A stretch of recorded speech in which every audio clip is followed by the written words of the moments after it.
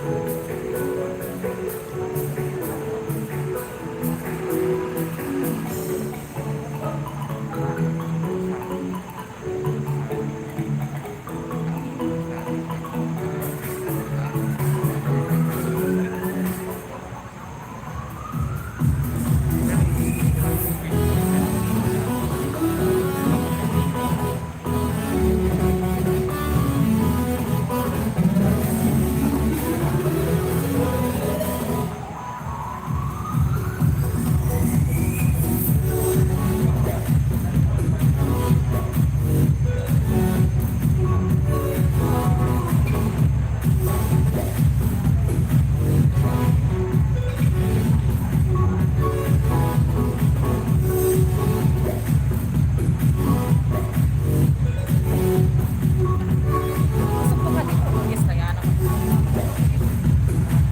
Original venue na. Ay, kanto lang ini. Yeah, this. Paano ba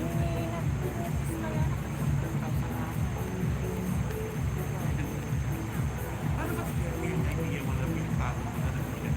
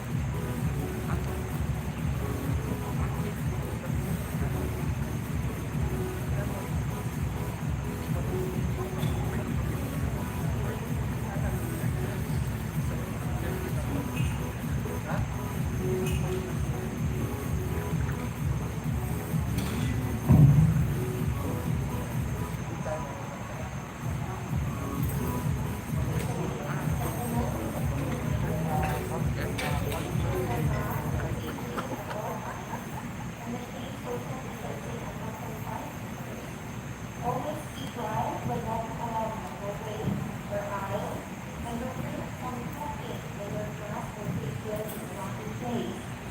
Do not forget to wash your hands with soap and water every time you touch any surface. Follow religiously the hotel and pet RO1 rules and regulations to prevent in-person transmission. After the activity, upon exit, we request those seated at the back to be the first to leave the hall. Thank you very much for your cooperation. Soon we start in a few minutes.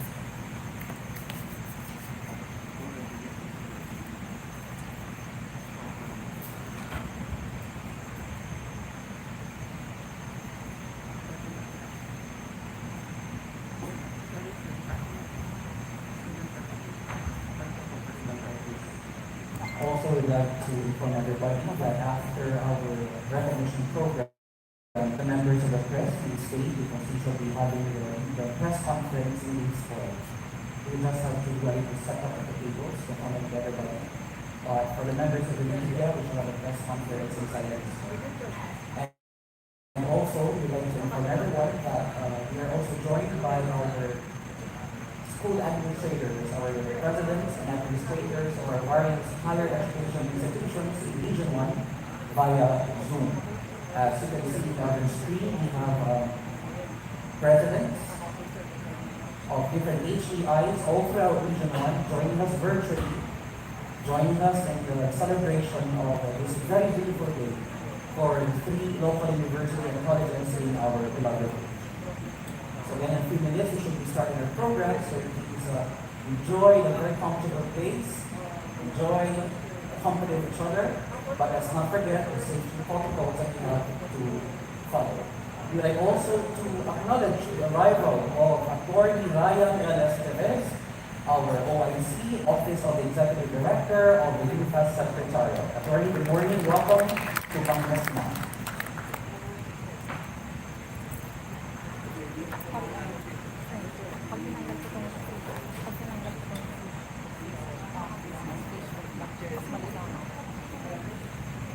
And of course, I would like also to acknowledge the effort of our 3 presidents of our LECs. We have from the Common Community College, we have Dr. Bandi Nakala. We have Dr. Evelyn Avalos of the University of Eastern Pangasinan. And we also have Dr. Ganzon of the Lapasur Community College. Likewise, our teammates from Czech Regional Office 1, of course, led by our OIC Regional Director, Dr. Rogelio Vidalera Jr., and our OIC Chief Education Program Specialist, Engineer Angelica P. Dolores. Please wait, Ma'am Angie, for them to see you. Our Ma'am Angie is here, and of course, our fellow supervisors, education supervisors with us, and our staff, our team from Czech RO1. We are happy to move mountains with you to make this very memorable occasion worthy of calling it a memorable occasion.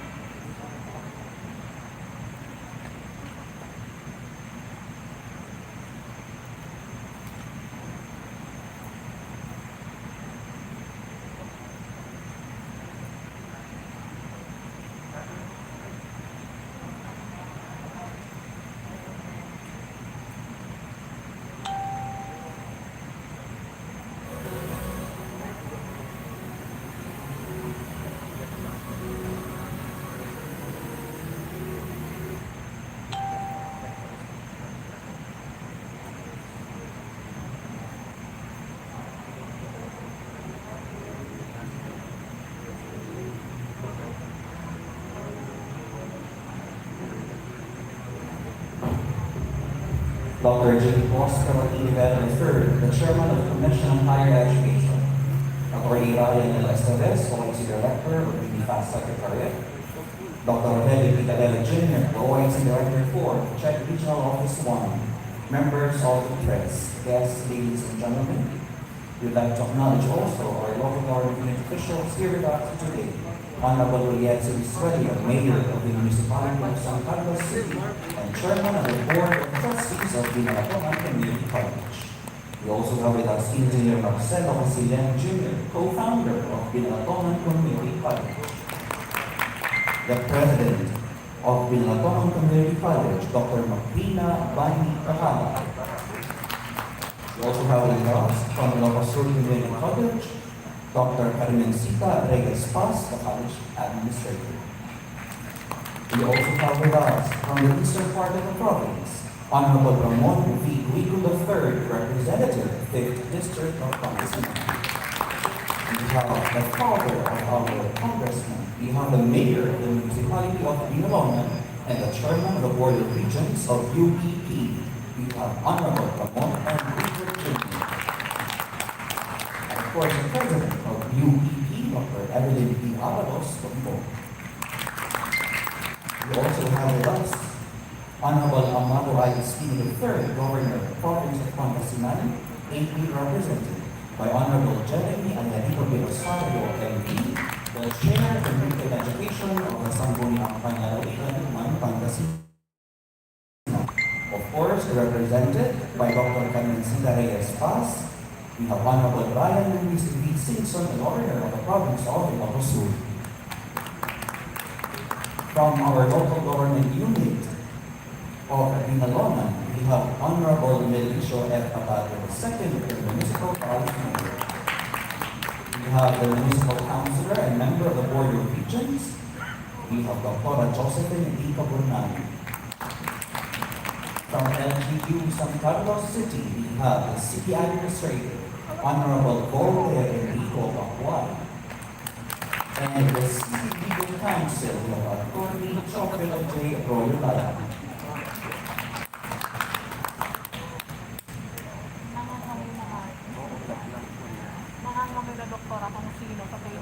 Good morning, everyone. We are indeed honored to welcome you to the Gawad Parangal for local universities and colleges in Region 1. My name is Jacob Bacola, and with me is...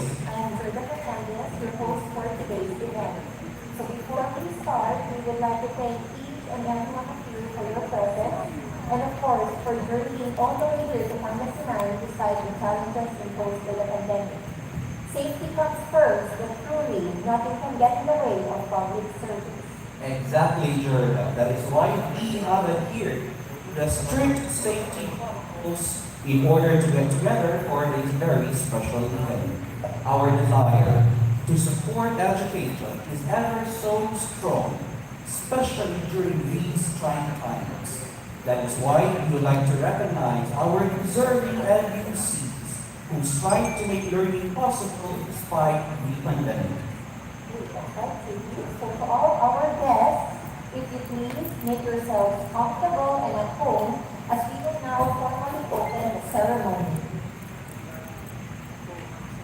Ladies and gentlemen, I request everyone to please rise. To start, may we request Dr. Ebony Avalos Tumbok, the President of Eastern University of Eastern Pangasinan, to lead us to prayer, to be followed immediately by the singing of our national anthem, the ASEAN and Pangasinan hymns, with Ms. Christine Joy Peralta lead. Our Almighty Creator, our grand instructor, and Heavenly Father, we thank you for our lives and blessings for our sacrifice. As we endure these trying times, we thank you for granting us wisdom to serve you. We serve our beloved country and your people with just humility and compassion.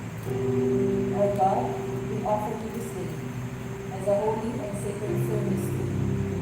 We will find pleasure in your eyes for us your grace and protection as we start this day to serve our country with pureness of heart and dedication to our calling. To the best of our abilities, with peace, hope, and faith in you. Grant us all healing and power to inspire more lives by improving our service in the higher education sector. Humbly ask all this to our King and Savior, Jesus Christ. Amen.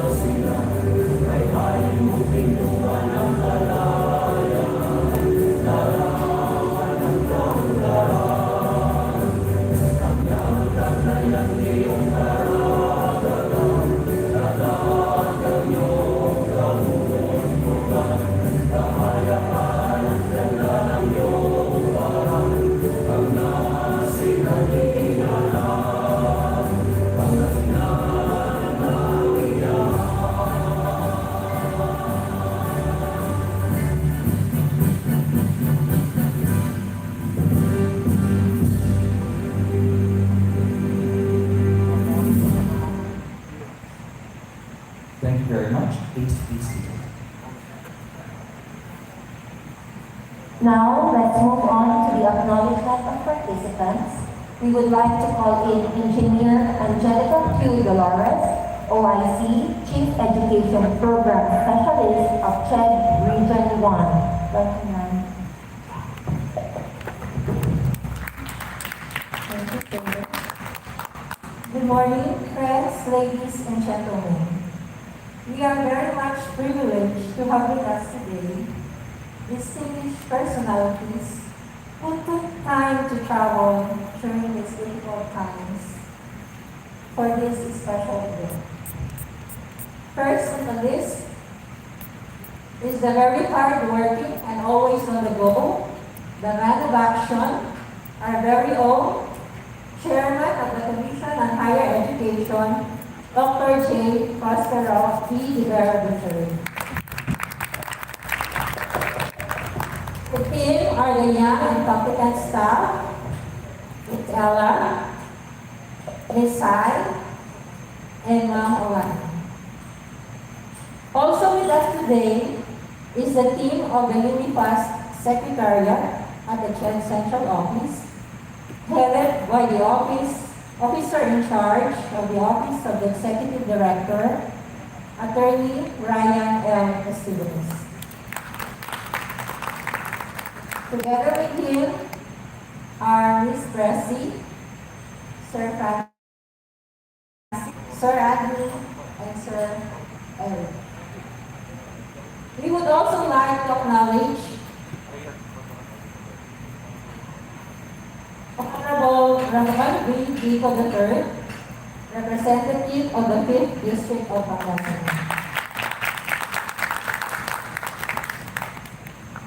Honorable Amado I. Espino III, Governor of the Province of Pangasinan, represented by Honorable Jeremy and Jericho D. Rosario, Committee Chair for Education of the Sangguniang Panlalawigan ng Pangasinan.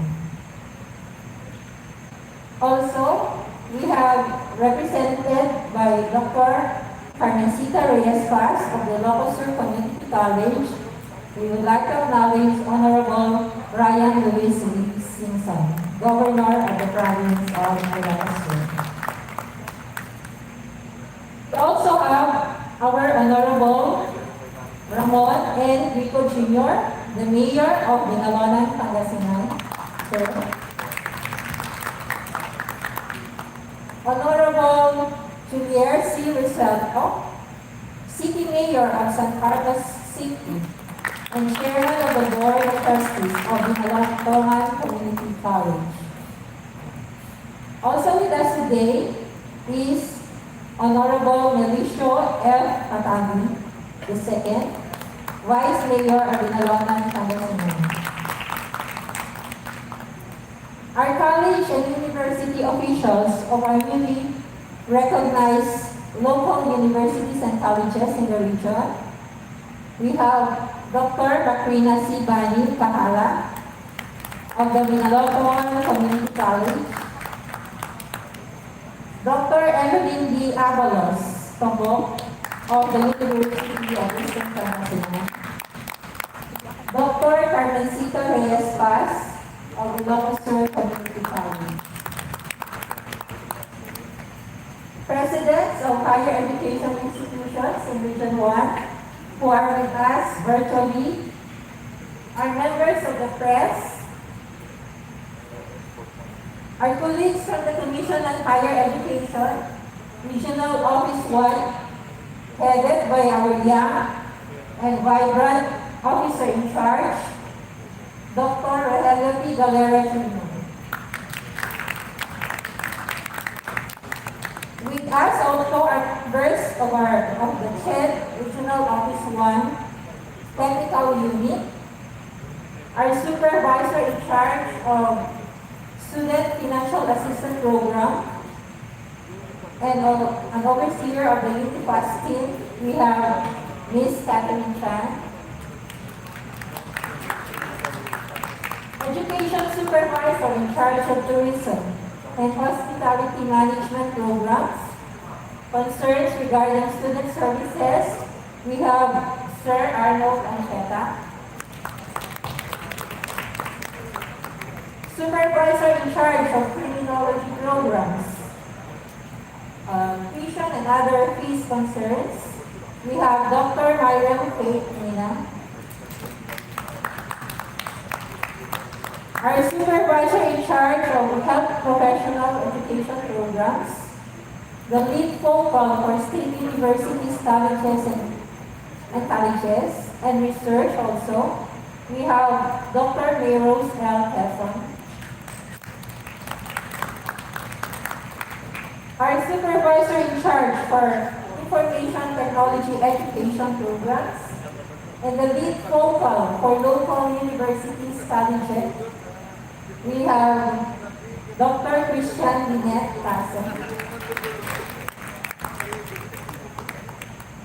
Our supervisor in charge of systems development, IT resource management, our IT innovator, we have Sir Elvin Tasso. Our supervisor in charge of health-related programs, that concerns lead focals for health and wellness, and among others, we have Dr. Lantianes Ancheta. Our supervisor in charge for business and accountancy programs, statistics concerns, we have our certified public accountant, Sir Ricky Serra.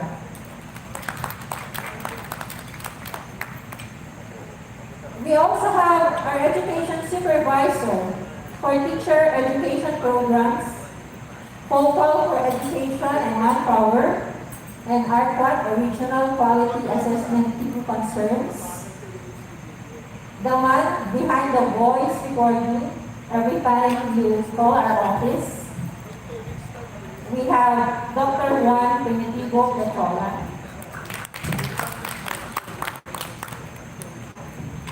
Supervisor in charge of musical programs and some of the teacher education programs. The lead focal for cultural affairs. The newest member of our education supervisor team, we have Gerald Bardo.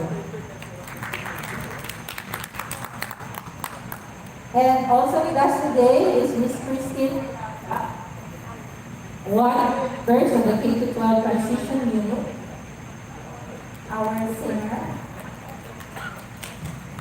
We have Alfred Jong Pascual and Anthony, who's helping us out. And last but not the least, the members of our Unifast team of the CHED Regional Office, headed by the Regional Coordinator, Alexis Moira Dolores.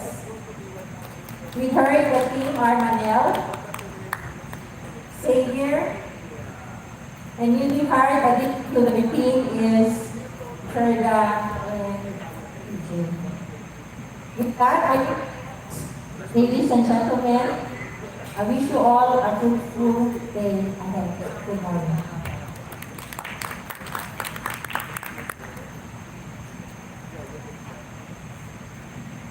Thank you very much, Engineer Dolores. And now, to give us the welcome message, we would like to call our beloved Dr. Rogelio T. Galera Jr., OIC Director 4 of CHED Regional Office 1.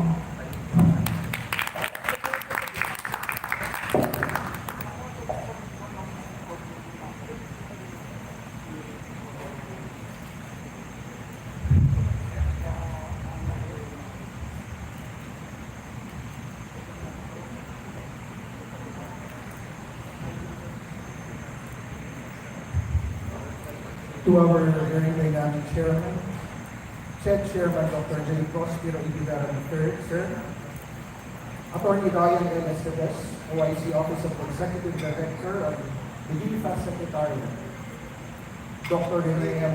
Colomar, President of the Association of Local Colleges and Universities, Honorable Amado I. Steve III, Governor, of the province of Pangasinan, represented by Honorable Jeremy Jericho P. Rosario, sir. Honorable Ryan Luis B. Simpson, Governor of the province of Ilocos Sur, represented by Dr. Carmencita Reyes Pascual. Honorable Ramon V. Vico III, representative of the 5th District of Pangasinan, and the founder and first president of the University of the Eastern Pangasinan.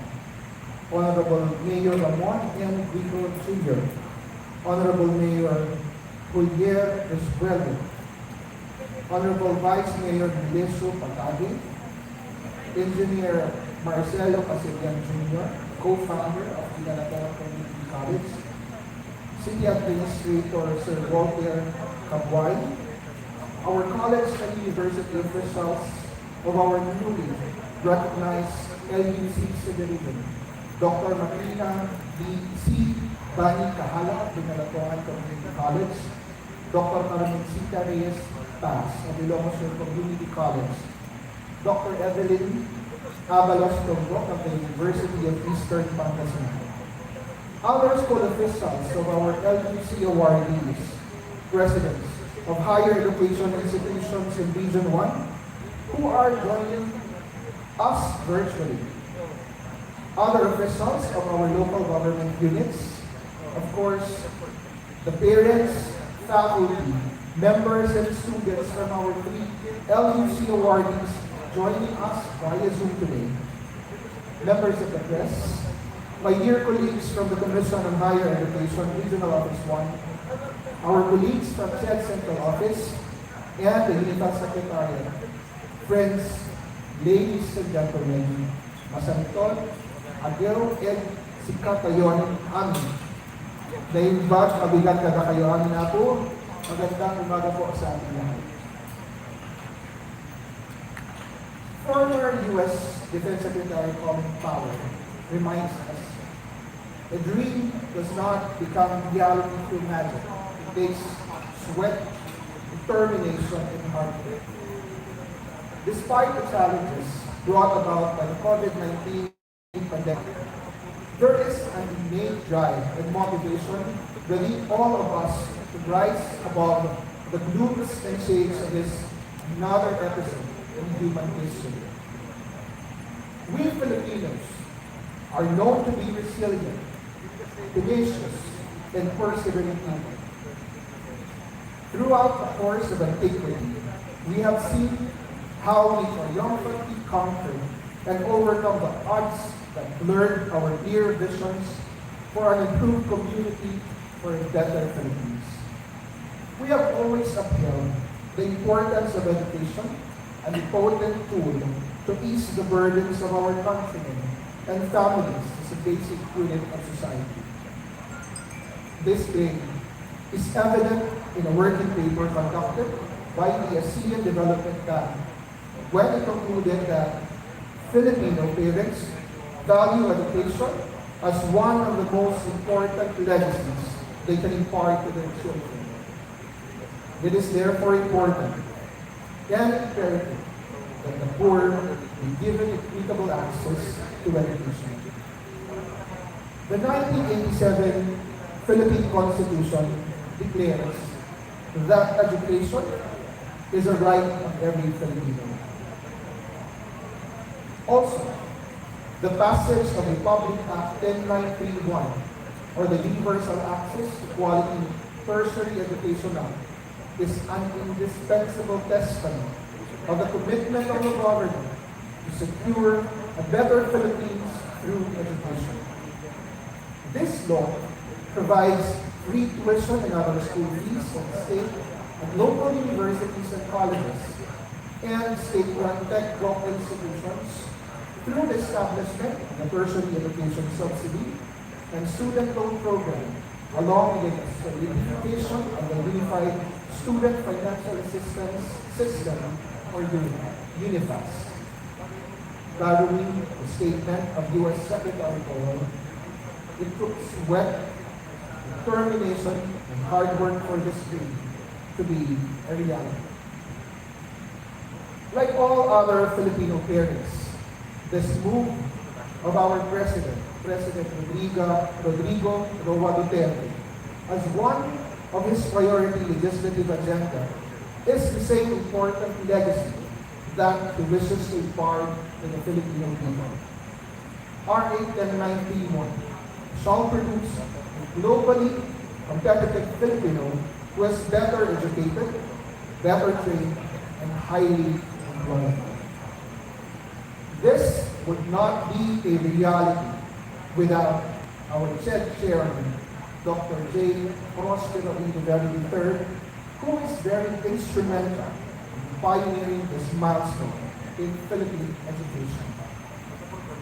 With the hard work of our Chair Popoy to improve the quality of higher education in the country and to invigorate the Commission on Higher Education, with essential policies such as, but not limited to, the launching of PhilChed Connect, the CHED advisories that promote the health and welfare of the academy and the students, higher ed pioneering, the internationalization projects, activities to ensure quality and accessible higher education, linkages with intergovernmental and non-governmental organizations in response to IATF protocols, among others.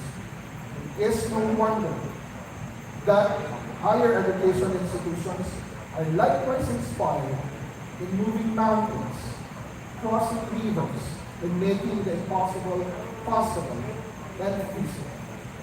The reason why we are gathered here today to recognize the efforts of our newly recognized local university and colleges and regional. 3 of our LUCs were able to, in spite of the hurdles of the pandemic and the numerous documentary requirements, victoriously comply and satisfy the necessities of CHED Memorandum Order number 30, series of 2006, otherwise known as the Policies, Standards, and Guidelines on the establishment and operation of local colleges and universities. Because of these achievements by our LUCs, they are now qualified to offer the tertiary education subsidy, or DES, as one of the granted aid programs under R 8-10931. With this, qualified students who will enroll in CHED-recognized LUCs, such as BCC, ISCC, and UEP, are now covered by free higher education and other related education expenses. Ang gapu, lay rason, yan bagan, mairap so magpaaral at kolegyo. Awanan di rason na haan na makatumpos ito di kolegyo. Wala na pong rason para hindi makapagtapos ang mga bata sa kolegyo. The CHED Regional Office 1 received the race of inspiration that Chair Popoy has provided. Encouraged by his leadership, CHED Grow 1 also envisions to be a smart regional agency this 2021. We have started to maximize the use of technology, and we are now updating our existing facilities to render the best service and reach out to you, our clients and stakeholders. We have launched our synchronized online application public assistance client test portal, or the SOAP, and recently we have been conducting online regular meetings with our school administrators, pioneered the conduct of remote inspections for program applications and program monitoring together with our CHED Central Office, among others. Ladies and gentlemen, may this event move all of us to continue doing our share in promoting the advocacies of the government through quality educational system. May this Gawad Parangal for our 3 LUCs ring out the call to our Filipino youth to avail of R 8-10931 and erase the notion that education is only for the rich and privileged. On behalf of our CHED Region 1 family, I warmly welcome you all and congratulations to our awardees, the Ganzon Community College, University of Eastern Pangasinan, and Ilocos Community College. Magandang umaga. Thank you very much, Dr. Glenda, our OIC Office and Director for of Chad Regional Office 1 for the warm welcome and the challenge. At this time, dear friends, let us welcome the OIC Office of Executive Director and Unifunds Governing Board, Attorney Laya and Esteves, to give us this message. A warm round of applause.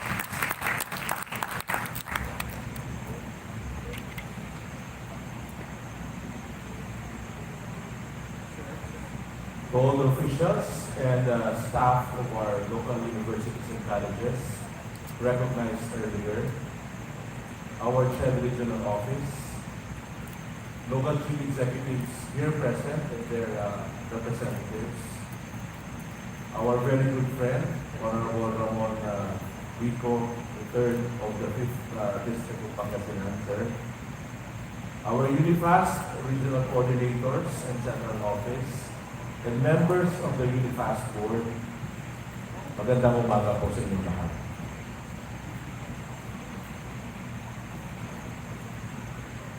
It is an honor for us at Unifast, together with our chair and Unifast board chairperson, J. Prospero Popoy Rivera III, and chair regional director Galera, to be present here today to witness the awarding of our 3 LUCs in the Ilocos region. But before I continue, I would like to say that never been in the history of higher education in the Philippines that we had a champion of local universities and colleges. Palakpakan po natin, let us all give a round of applause to our chairperson, Sir Popoy. No? Siya po ang tawag po namin sa kanya ay father of local universities and colleges in the Philippines. Wala pong nangyari yan sa ating history of higher education institutions. Ngayon lang po during the term of Sir Popoy that we were able to include local universities and colleges in the roster of beneficiaries of Republic Act 1091. I would like to personally express my warmest congratulations to Binalatongan Community College, Ilocos Sur Community College, and University of Eastern Pangasinan for getting the CHED institutional recognition and the certificate of program compliance. This awarding ceremony translates to, you are now being able to continue implementing the programs under Republic Act 1091, or otherwise known as the Universal Access to Quality Tertiary Education. Kasama po doon ang free higher education, which alam po natin, Unifast and CHED is paying the tuition fees and the 30 school fees of all your students, and the tertiary education subsidy, which gives as much as 100,000 pesos per student, and the student loan program to our enrolled students. For our TES, CHED, Unifast, and our partner institutions, the Land Bank of the Philippines have formally launched the new TES card for our student graduates. With the assistance from our LUCs, headed by our ALPU President, Dr. Rene Colocar, our beneficiaries can now directly get their stipends in a much convenient, faster, and safer way during this pandemic. That is aside from being able to use the other features offered by the MasterCard prepaid card here and abroad. As we speak, we have now started the regional orientations for the Land Bank TES card, and this is just one of the several activities and projects that our chairperson, Chair Popoy Rivera, have directed the Unifast Secretariat, and that we have slated for this year for our stakeholders. As our institutional partners, we earnestly hope that your support and cooperation in this program ay continue no, tuloy-tuloy po ito so that we can successfully conduct this activity. Again, maraming salamat at congratulations po sa inyo lahat.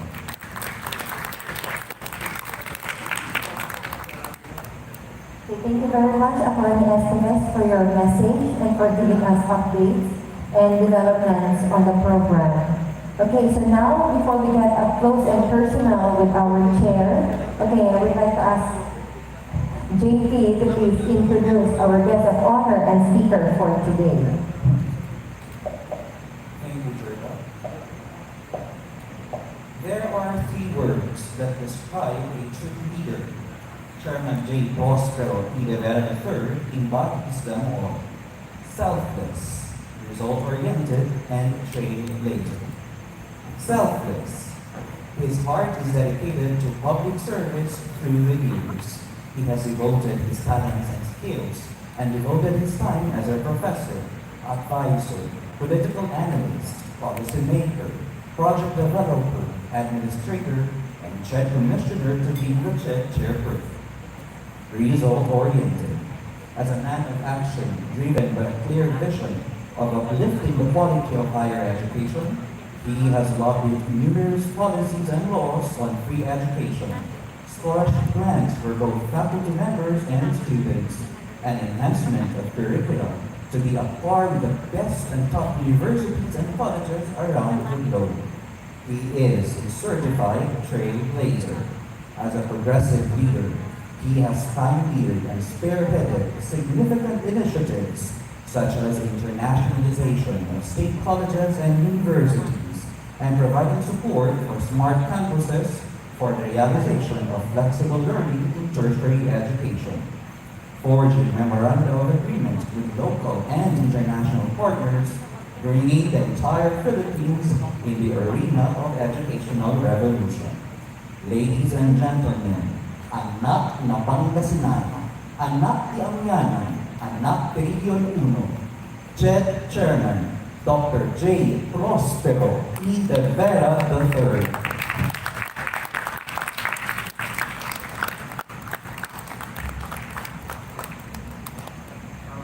Please sit down.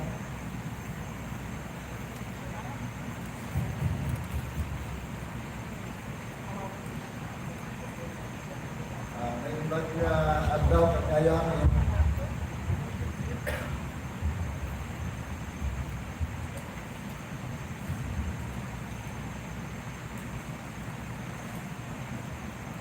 first, let me thank the previous speakers for already recognizing the important individuals and groups who are with us here this morning. But I'd like to make special mention of our local government leaders and our leaders in Pangasinan who are here, because that is really the reason why we are doing this recognition today. Particularly the Honorable Ramon Nico III, the representative of the 5th District of Pangasinan, the provincial government represented by Honorable Jeremy Rosario, the chair of the Committee on Education, the province of Ilocos Sur, represented by Dr. Carmencita Reyes Paz. Of course, ito 1998 ko pa nakilala. The Honorable Mayor of the Municipality of Inalonan, Honorable Ramon Kiko Jr., the Mayor of the City of San Carlos, Honorable Julia Rosuelo, the other representatives of local governments, Vice Mayor Deleccio Patage, city administrators and representatives of the local universities that are here with us this morning. Thank you for taking time to join us today. Binabati ko ang mga pagulo at kinatawan ng mga lokal na pamantasan at kolegyo sa Region 1 na narito ngayon dahil ngayon ay ginagawa dahil quality assured na ang inyong mga programa at tuloy-tuloy ang ating pagpapatupad ng RA 10931 o ang Universal Access to Quality Tertiary Education Law. Nandito rin kami dahil ako'y umiikot na. Sabi ko kay Congressman Kiko kanina, pangalawang buwan ko na every week I've been going around. I came from Nueva Vizcaya, Bulacan, and Tarlac. Next week I came Laguna and then we go to Aklan and Antique. Dahil ang ating parangal na ginagawa ay bahagi ng pag-ikot ko bilang pinuno ng CHED in celebration of the 25 years of the Commission on Higher Education. The CHED was created in 1994, and over the past 25 years, we have grown and we have been doing a lot of programs. At nung isang linggo, last week, the President signed Republic Act 11522 so that May 18th of every year will now be celebrated as National Higher Education Day in recognition of the work of CHED, the recognition of our achievements in higher education, and of course, the recognition of the achievements of local universities and colleges, which have now become an integral part of the higher education system. Hindi ko na ikikwento yung makasaysayang pagbasa ng RA 10931. Ang importante lang, under this administration, particularly in 2017, the leaders of Congress and the President saw it fit to realign money, unused money in the budget. They gave the money to CHED so that about 800,000 students studying in 112 state universities and colleges did not have to pay tuition anymore starting June 2017. Actually, yan ang simula ng ating kasaysayan. Several months after the start of the school year of 2017, particularly on August 3, 2017, the President signed Republic Act 10931, which expanded the scope of free higher education and institutionalized it by law. So from 800,000 students who did not pay tuition in the school year 2017, the coverage was expanded to about 1.2 million students in school year 2018 in 112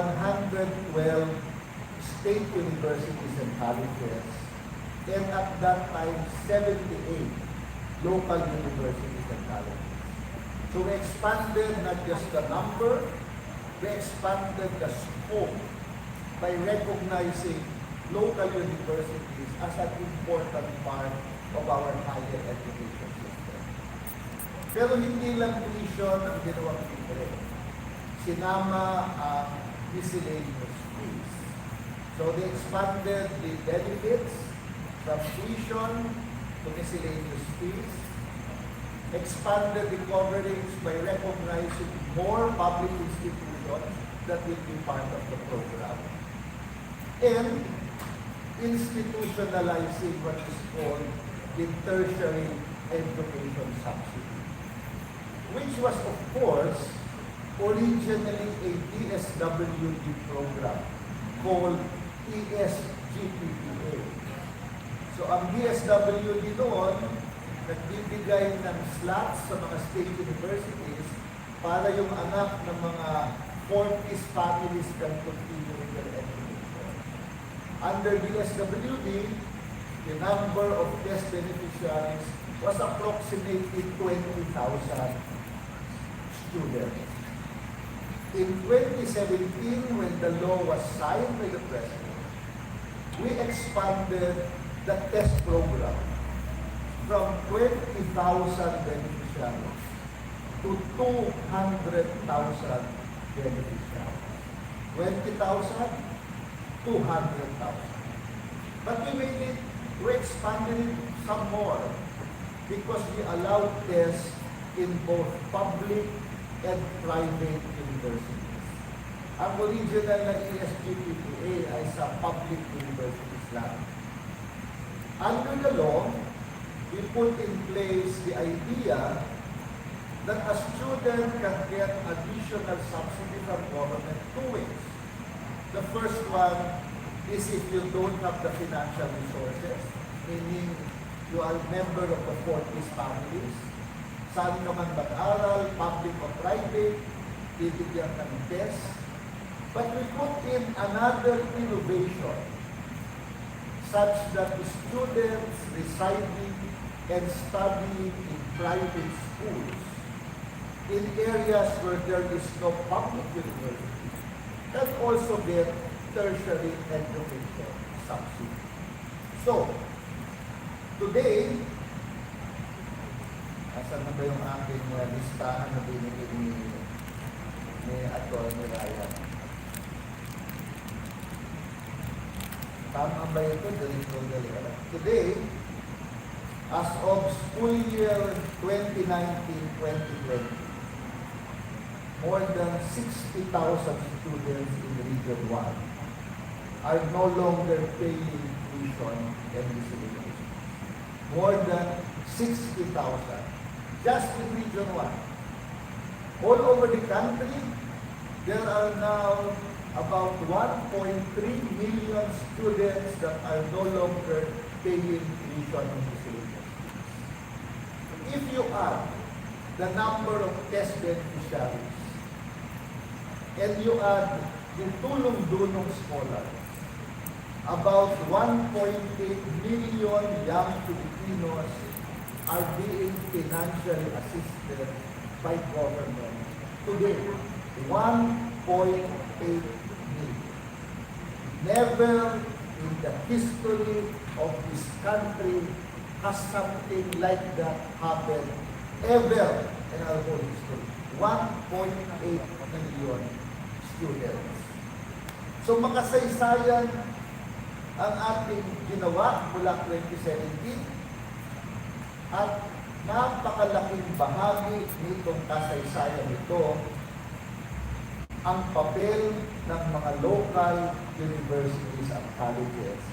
Kaya ginagawa natin ng parangal ang ating looks ngayong araw nito at kasama sa parangal ang ating local officials. Dahil kung hindi dahil sa kanila, hindi naman magkakaroon ng look. Dahil ang look is created by local governments through ordinances.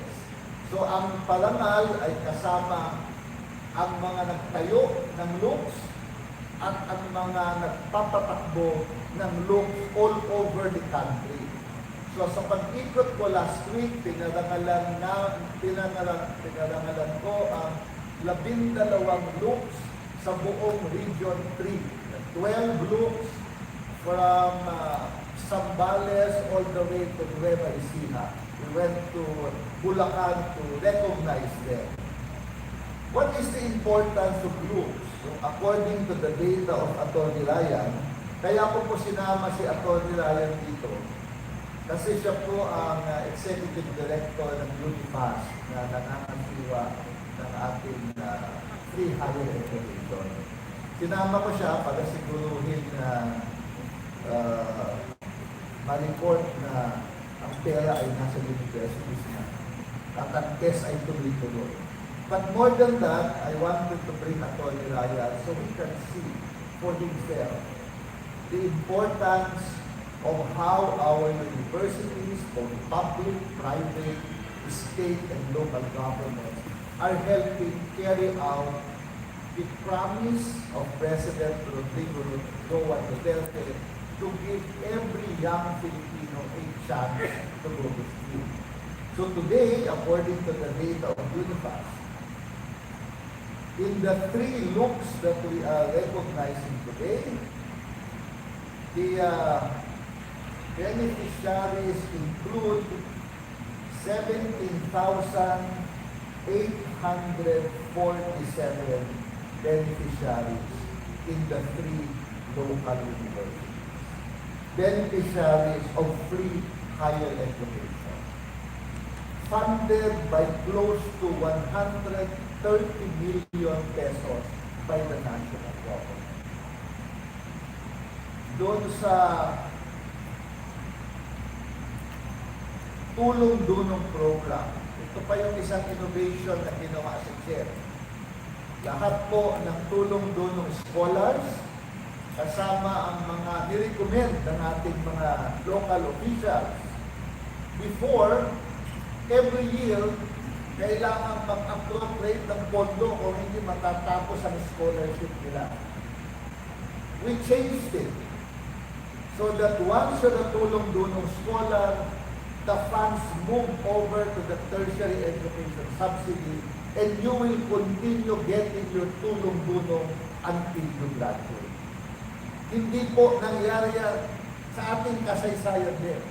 So right now, the tulong-dunong program for 2020-2021, there are 12,721 active grantees in Region 1 and another 5,689,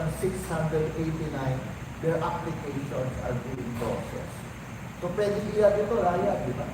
15 plus almost 36%, almost 20,000 tulong-tulong scholars. So dumami. Yung test, may virtue of income, no soup, no look, tulong-tulong. Lahat kasama na sa ating programa ngayon. This is the biggest, the most audacious, the most ambitious intervention in higher education in our whole history. I think you all know that when this was being deliberated in the House and the Senate, there were attempts to veto it. There were individuals and groups who said, or who asked the President and said, please do not sign it. Because at that time, the argument was, we don't have enough money to do it. Or, when we subsidize the scholars, we subsidize both those who can afford it and those who cannot afford it. And therefore, government should not be doing that. Tinatanong po ako kung paano ko nakumbinsi si Pangulong Duterte na pirmahan yun. Samantalang 3 miyembro ng kabinete ang nagsabi na dapat dito.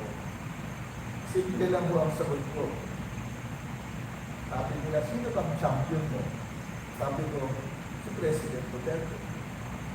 Dahil kung nasa puso ng Pangulo, madaling kumbinsihin. Kung wala sa puso, siyempre mahirap kumbinsihin. So the President signed it and the rest is history. This will be the longest and most important legacy of this administration. Because the benefits of this will go way beyond will go way beyond this Congress, including our congressman, way beyond the term of the President in 2022, because we will keep on producing better educated, better trained, highly employable Filipinos continuously every year. Because the budget for free higher ed, gusto kong pasalamatan ng ating congressman galing sa Pune District, tinaas po ang budget ng RA 10931 in 2021. At hindi po tinamaan ng COVID yung budget ng higher ed. It was exempted from the budget ano ba tawag ko, Ryan? Yung hindi na nirelease. May mga pondong hindi na nirelease nung tumama yung COVID, na-exempt po ang pre-higher ed courtesy of Secretary Wendell Abisado. So the money is intact, the money has increased, and we will continue to implement it. So, why are we recognizing our looks today? Number one, institutional recognition. Nung pinasa mo kasi yung batas, nakalagay doon, makakasama yung looks, depende sa evaluation ng chair. Dalawang paraan ng evaluation ng chair. Either you have institutional recognition.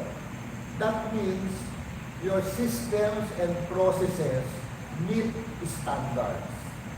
Systems and processes in terms of the staffing pattern, your selection of president, the way you run the university, yun ho yung tinatawag na institutional recognition.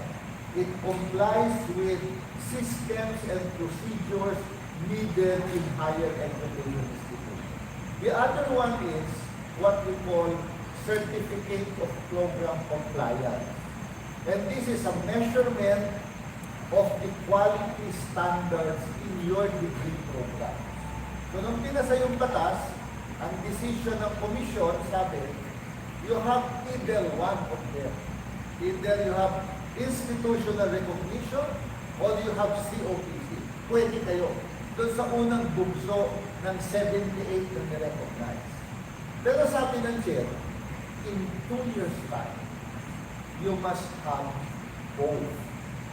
If you have institutional recognition and no COPC, then all your programs must be quality assured in 2 years' time. If you have quality assured programs, then your systems and procedures must be compliant in 2 years' time.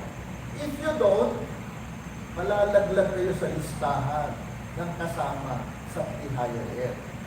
So yung COPC is a recognition that a specific degree program offered by a public university is fully compliant with quality standards. It is a quality assurance mechanism in terms of faculty, in terms of the curriculum, in terms of laboratories, in terms of reading material. Yan ang minimeasure. Nagpapadala yung ating regional office ng experts na ini-evaluate bawat degree program.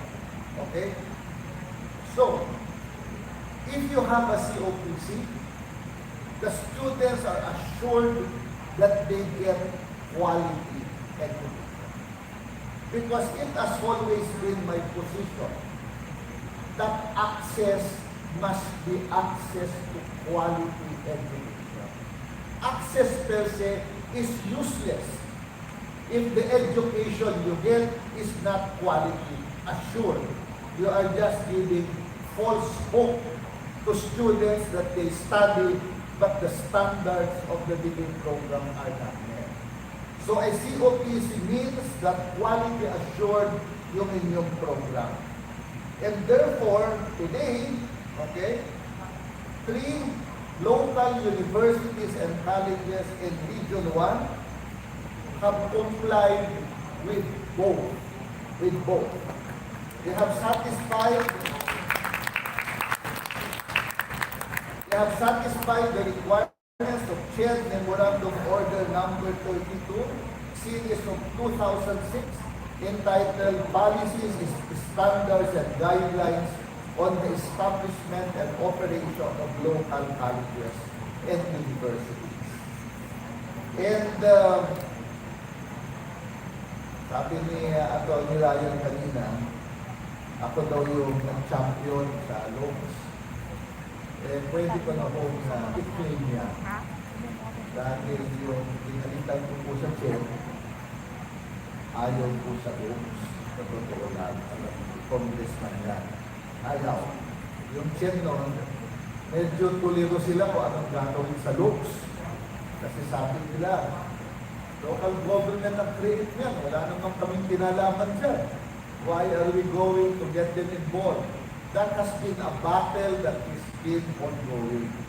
To tell you very frankly, one of the first meetings I had when I was appointed by President Duterte was to call the late Professor Tammy Lopez of the University of Makati. Kaibigan mo kung matalik si Tammy Lopez. I think everyone in the Look community knows Tammy Lopez. So tinawagan ko si Tammy Lopez, sabi ko, Tammy, isama mo nga yung mga looks dyan, pagkapit tayo sa opisina, at tignan natin how we can help each other. That was the first time that institutionally Chen sat down with them. And that set into motion the very good relationship now between the Association of Local Colleges and Universities under President Rene Colocar, if I'm not mistaken, Rene Colocar, and Chen. They are now part of the Chen family. In fact, I have included them in the programs of Chen. Last year, we sent a delegation of university presidents to train in Canada, in British Columbia, to see how colleges and universities operate in Canada, how they marshal their resources. And we already included, if I'm not mistaken, 3 presidents of Looks last year. Ang gusto ko sana ay hindi pala last year, 2019 pala yun. Gusto ko sana sa 2020, palalakihin natin ito, tinamaan na ng COVID. But on the part of the Commission, Chen is committed not only to bring our Looks as part of the Chen family, we are now exploring all possibilities of getting the leadership of the Looks to be part of all the programs of Chen, including possible financial assistance and grants that we are looking into. Palakpakan naman yan. We're just looking in some of the legal aspects of this. But I see that maybe within this year, we can already look into how this can be done. I am sitting down with ALCO already to find out how we can bring our look closer to the programs of CHED, how the SUCs and private universities can share resources with looks in terms of capacity building, in terms of using materials for your courses, etc. And so, our activity today is just a fitting, not a fitting yet, a fitting start to closer collaboration between SUCs and looks, between public universities and private universities.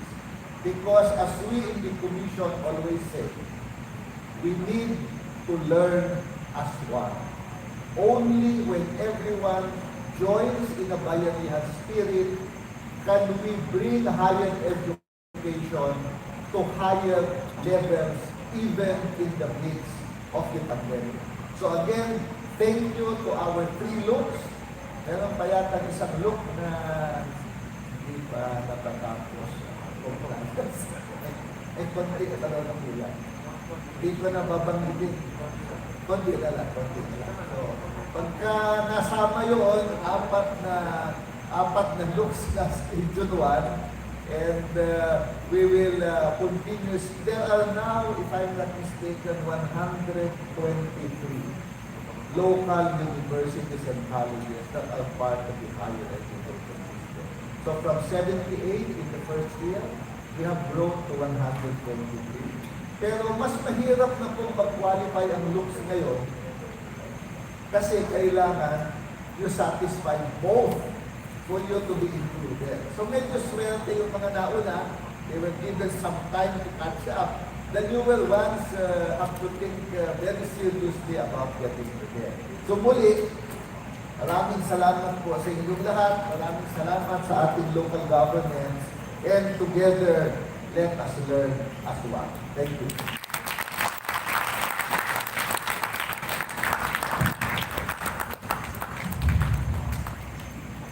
Thank you very much, Secretary J. Prospero Rivera III, for your enlightening and inspiring message.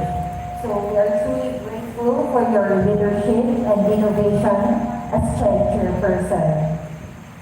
Okay, and now, before we proceed to the awarding of institutional recognition to our local universities and colleges, let us first look back at the history and journey of our looks through an audio-visual presentation.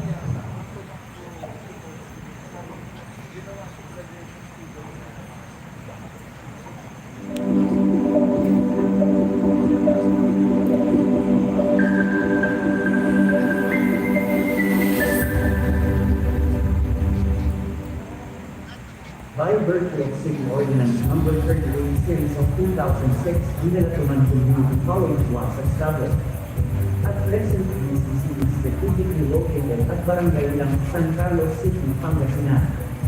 After the present, BCC continues to offer two courses, the Bachelor of Elementary Education and Bachelor of Science in Information Technology.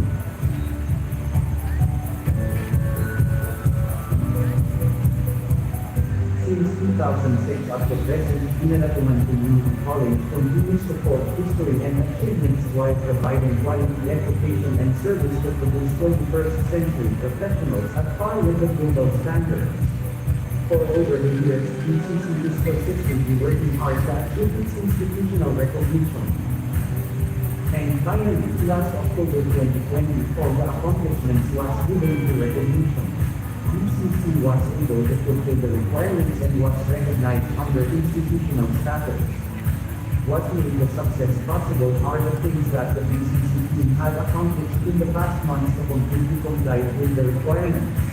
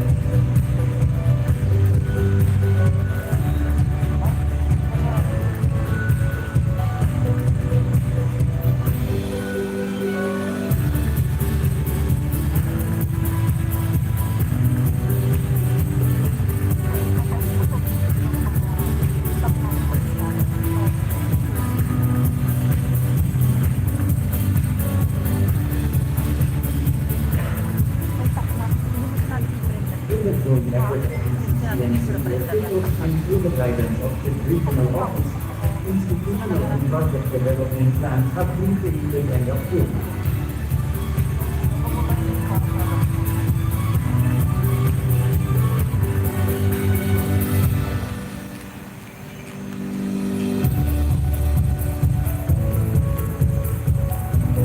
Approval restored how we can provide an excellent service, request for progress and prosperity of Manila Community College, in which as it marks another milestone towards excellence as in higher education institution.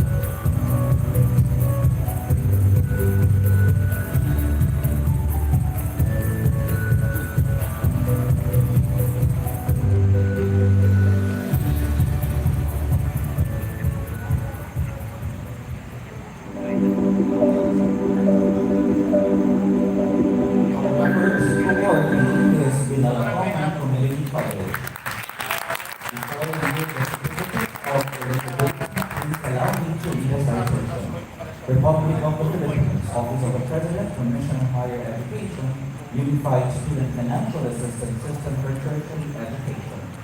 This certificate of eligibility is given to the Ganzon Community College, located in San Carlos City, Pangasinan, established and operated by the local government of San Carlos City, Pangasinan. is eligible to avail of the benefits of Republic Act 10931, otherwise known as the Universal Access to Quality Tertiary Education Act, for having complied both the requirements for institutional recognition by virtue of Commission and Bank Resolution and Certificate of Program Compliance for all program offerings as certified by Czech Regional Office 1. This certificate of eligibility is subject to revocation if the herein institution fails to operate in accordance with the laws of the Republic of the Philippines and or fails to comply with the rules and regulations of the Commission. Given this 9th day of February 2021 in Calasiao, Pangasinan, signed for the Ryan L. Esteves, Officer in Charge, Office of the Executive Director for UNIFAS, and Dr. J. Prospero Rivera, Chairman, Commission on Higher Education and UNIFAS Governing Board. Ladies and gentlemen, Binalatong Community College. To award the institutional recognition, we would like to call on our Secretary J. Prospero Rivera III to be assisted by Attorney Ryan Esteves and Dr. Rogelio P. Galera Jr. To receive the award, may we request Honorable Cordelis Resuello, Mayor of the Municipality of San Carlos, and Chairman of the Board of Trustees, together with Honorable Susan de Resuello, College Administrator, and Dr. Macrina B. Kahala, the College President.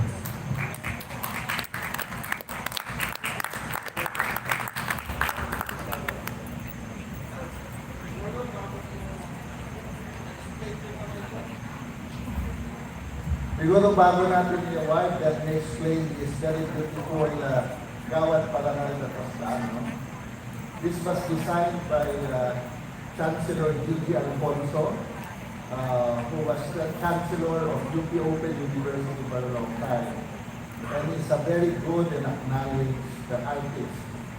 He was the one who designed the population at UP Mindanao, I think, and also UP Open University. So pinagawa ho namin ito kay Chancellor Gigi Alfonso to recognize the efforts of our local universities. Kaya maganda ito, tamang-tama pwede yung i-display.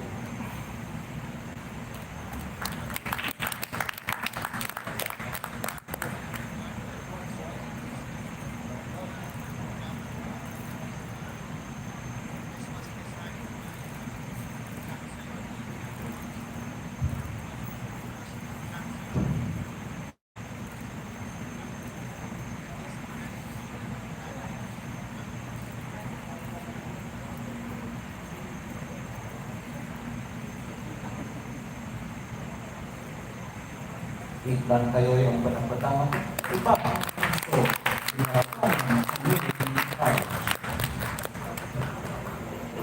Okay, congratulations to Binalatong Community College.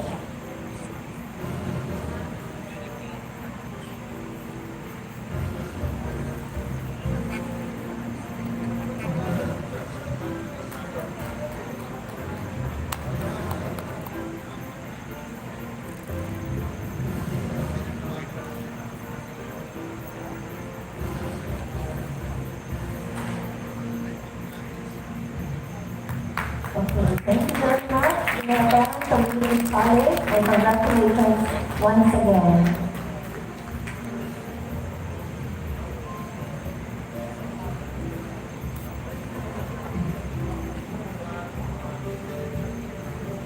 Okay, thank you. And before we proceed to our next award, we would like to invite everyone to watch an audiovisual presentation for our next awardee, Ilocos Community College.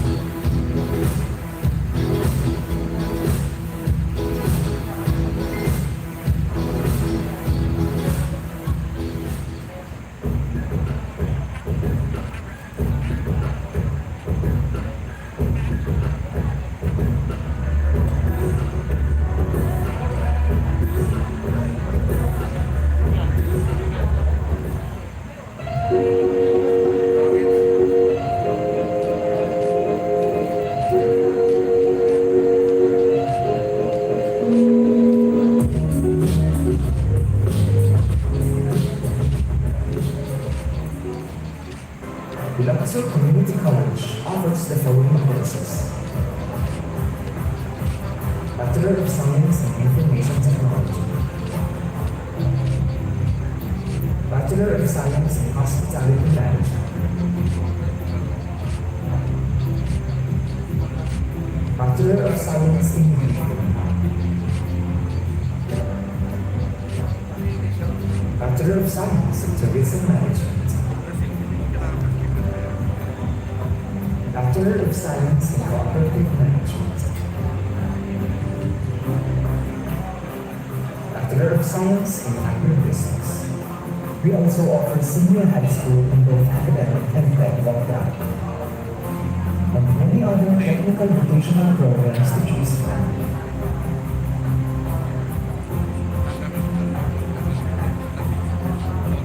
Created under SP Resolution number 523, Series of 1975, under the administration of former Governor Luis Chavez Singson, Ilocos Community College is supported by the provincial government of Ilocos Sur.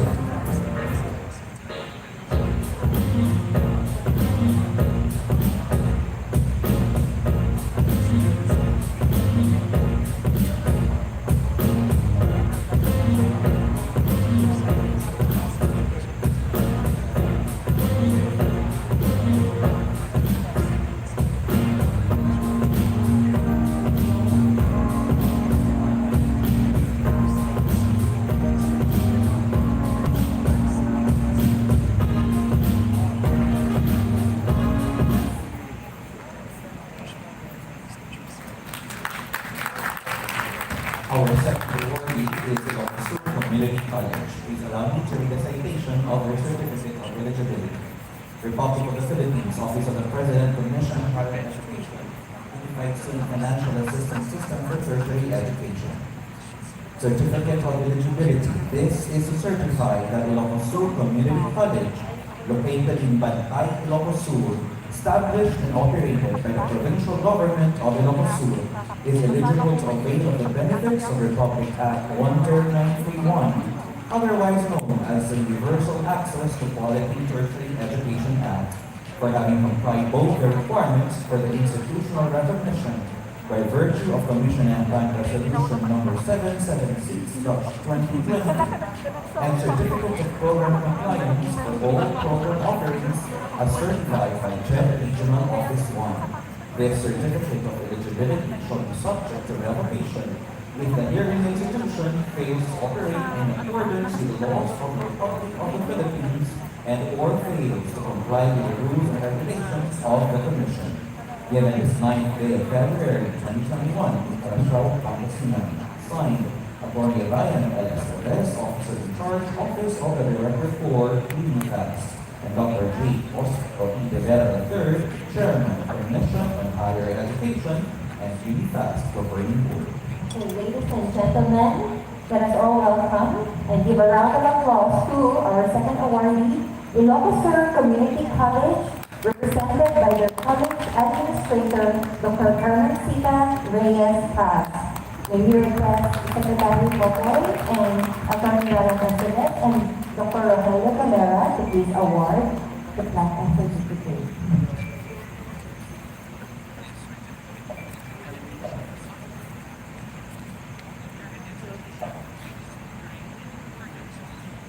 Awak kita agad pilih sa tako awarded ka sa apa ya? Okay, ladies and gentlemen, let us give a warm round of applause once again to Ilocos Sur Community College.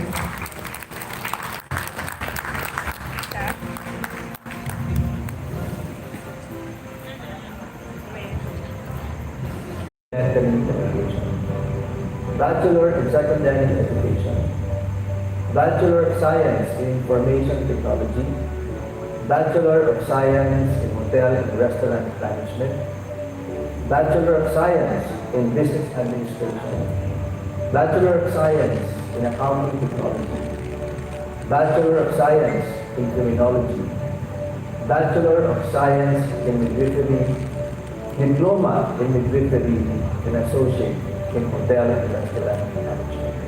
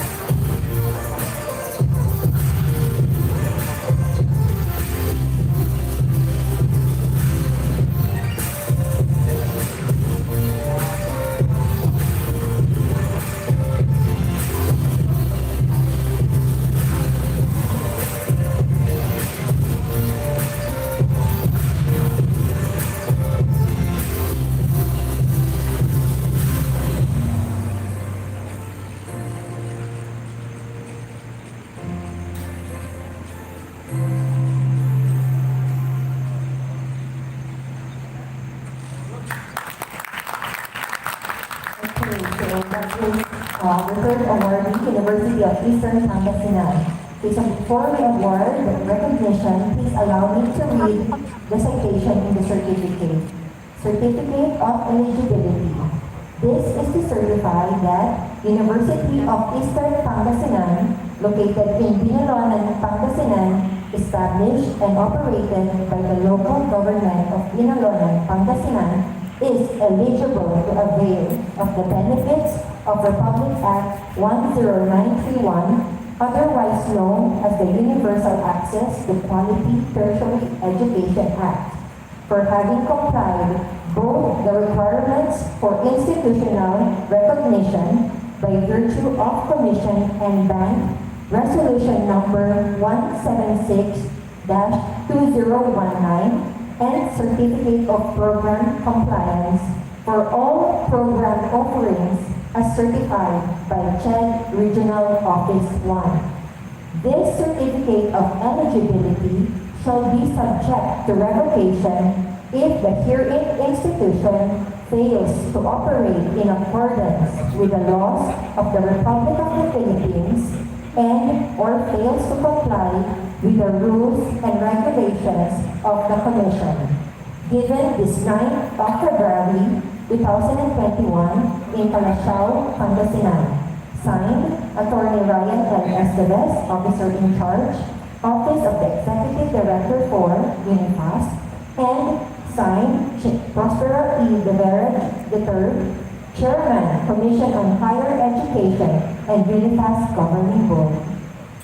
To receive their certificate of eligibility, may we request the first President and Founder of the University of Eastern Pangasinan, Honorable Ramon V. Guido III, Representative of the District of Pangasinan, together with Honorable Ramon N. Guido Jr., Mayor, Municipality of Binalonan, and Chairman of the Board of Regents, and of course, Dr. Evelyn B. Avalos Tumpong, the University President.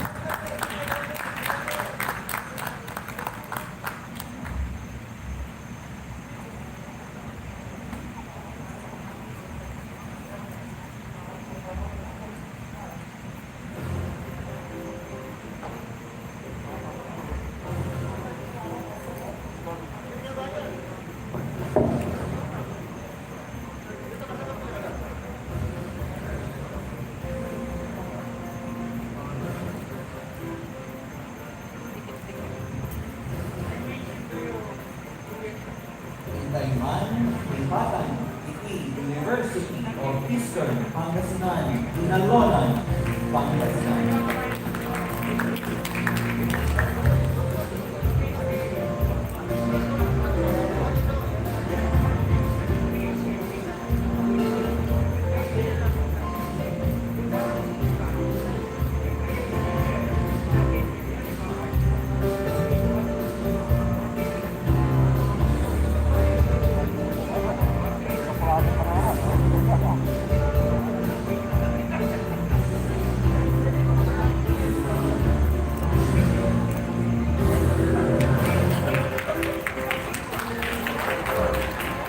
Congratulations once again to the University of Eastern Pangasinan. And congratulations once more to all our awardees. Okay, and now to give a response in behalf of the local universities and colleges, we would like to call in via audiovisual presentation Dr. Rene M. Colokar, the President of the Association of Local Colleges and Universities.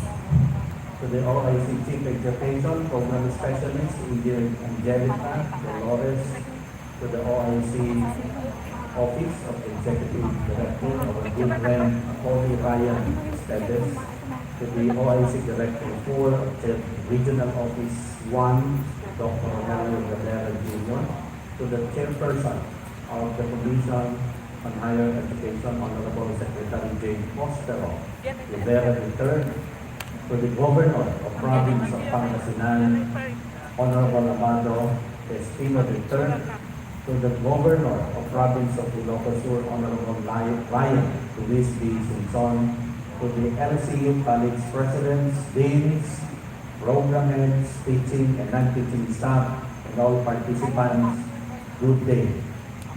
More than just finishing all courses and getting a diploma, earning a college degree is all about opening up doors in life. It is an essential part of the youth which prepares our young people to become future professionals. As each of us believes, life satisfaction and stability start with a college education. Finishing college is considered the best investment a student can make. However, affordability and completion remain challenging. Many of our students who begin college cannot complete high-quality degrees or cannot enroll due to complete or continuous rise in tuition fees and other economic interruptions. In response, some of them do part-time jobs and fight for scholarship opportunities. They experience the weight of college studies, and as academic institution, this is where our commitment to education comes in. We can do something to keep college within reach for our students who deserves a real opportunity of an affordable yet high-quality education that will provide them a clear path to security and success. In this light, for and in behalf of the Association of Local Colleges and Universities in the Philippines, I would like to commend the 3 LCUs in Pangasinan and Ilocos Sur for having complied with all the requirements of CHED, entitling the students to free education and the tertiary education subsidy. The institutional recognition you have received through this Gawad Parangal for LCUs signifies your praiseworthy dedication and commitment to education for all. May you continue to bridge gaps and welcome new opportunities towards quality and excellent education. We also would like to express our sincerest gratitude to the Commission on Higher Education, headed by Chairman Popoy, for its constant support to the LCUs in prioritizing financially disadvantaged but academically able students through the free higher education program of CHED. The Philippines will always be supportive of the initiative facilitated by the LCUs. Through this institutional recognition, we will surely see an increase in the number of the students in college. Indeed, providing free education ensures that our future generation can step through doors to a better living. Once again, congratulations to LCUs. A blessed day to everyone. Thank you very much, Dr. Rene Angorapar, the President of the Association of Local Colleges and Universities in the Philippines. At this time, ladies and gentlemen, let us hear from our local government units to give a message on behalf of Honorable Amado III, the Governor of the Province of Pangasinan, Itan Payoy Putang Ipa, Honorable Jeremy Adjerico de Rosario, Chair, Committee on Education, Sangguniang Panlalawigan ng Pangasinan. Thank you, Dr. Picola and Ma'am Fernandez. At least afternoon, everyone. Kaya masantotan na Rosario Ngayon at sila kayo manin. But anyway, early this morning, I received a call from our beloved governor requesting me to represent him in this event for an equally important meeting at the Capitol at the same time. Extending his apologies for not being able to make it, but just the same, extending his congratulations to CHED and to the 3 colleges and universities that has been given award to me.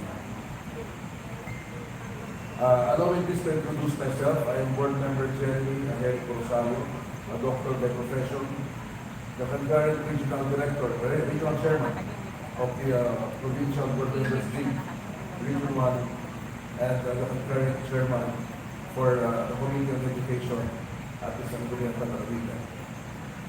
And before anything else, it gives us a sense of pride and an inspiration looking at the program of CHED called the LUX or the LUCs. And we as chairman, it seems inspiring that province such as Pangasinan is not impossible in the near future to entertain and have also an idea of putting up a college. Kasi nga po nalaman ko na ang Ilocos Sur is under the provincial government of Ilocos Sur. But anyway, sa ating pong kababayan and the current chairperson, Secretary J. Prospero Rivera, sir. Of course, my good friend, Congressman of the 5th District, Congressman Ramon Monmon, Ico, III. Siyempre, yung original, my brother, because he is a grandson of my late father, ang ating pong mayor, ang ating pong manong, Mayor Ramon Ico Jr. Of course, we also have here a good friend, Mayor of San Carlos City, Mayor Julia Ayoy Rosuel, Vice Mayor Delencio Patabi, and of course, Attorney Ryan Esteves, of the OIC, Office of the Executive Director of UNIFAS, Dr. Rogelio Galera Jr., the Regional Director for CHED, to all other guests, and local officials, friends, ladies and gentlemen, again, a pleasant afternoon. Republic Act 10.931 promotes equal access to quality tertiary education. And this program seems to realize that education, the dream of the national government to make education for all. At Pangasinan is lucky because with the current leadership, education has always been a priority. Just to inform you, we have institutionalized financial grants for reserving Pangasinan students enrolled at the State University, Pangasinan State University, and even on the highly competitive schools. And we have also given scholarship sa ating pong mga IPs. So this has been institutionalized and has been a program part of the budget year. Kaya nag-usap po kami ni Attorney Ryan earlier. Parang maganda. Then consider din po ng probinsya ng Pangasinan ang magkaroon ho. Sabi niya, start from community college para mas madaling manage. But just to say, it's always first. Then I came to learn that it's just the first time that such award, the brainchild of our kababayan, Sir Popoy, na na-realize ko itong pangarap. So truly, this gives equal education to all.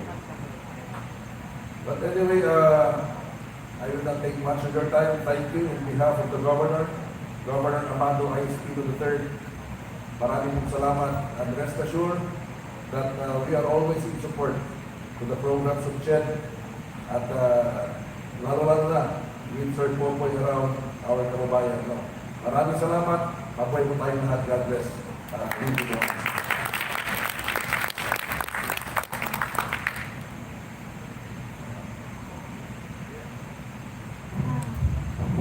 Thank you very much, Honorable and Dr. Jeremy Anterico B. Rosario, for your message. And now, we would like to invite Dr. Carmen Cita Reyes Paz to give us a message in behalf of Honorable Ryan Luis B. Simpson, Governor of Ilocos Sur.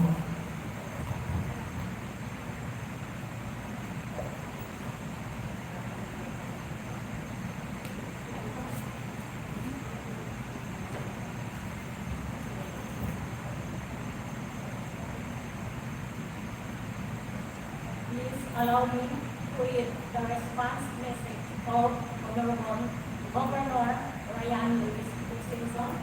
Thank you.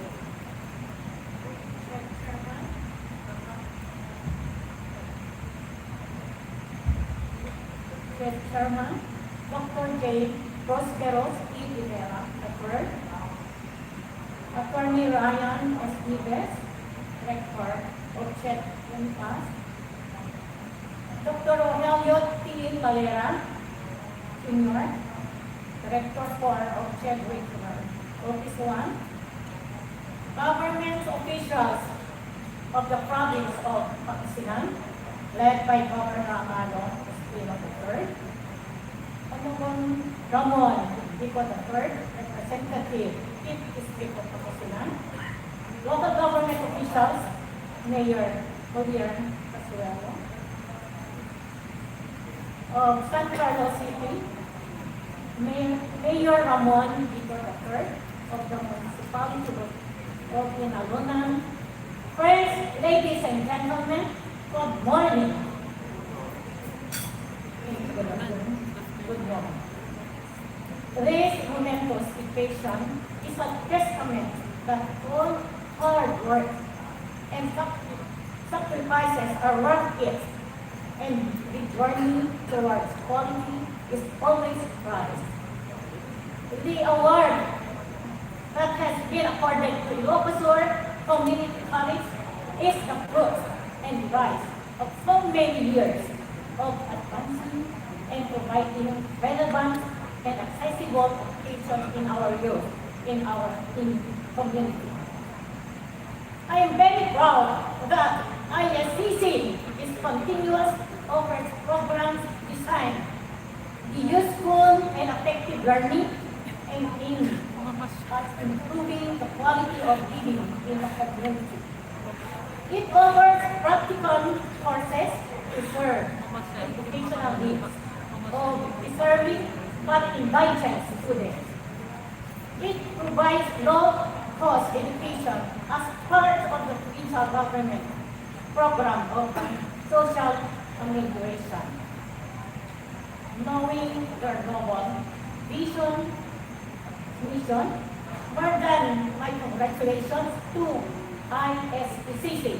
It's my heartfelt for giving an opportunity for our youth, especially the poor ones, to reach their dreams and contribute to the development of the province.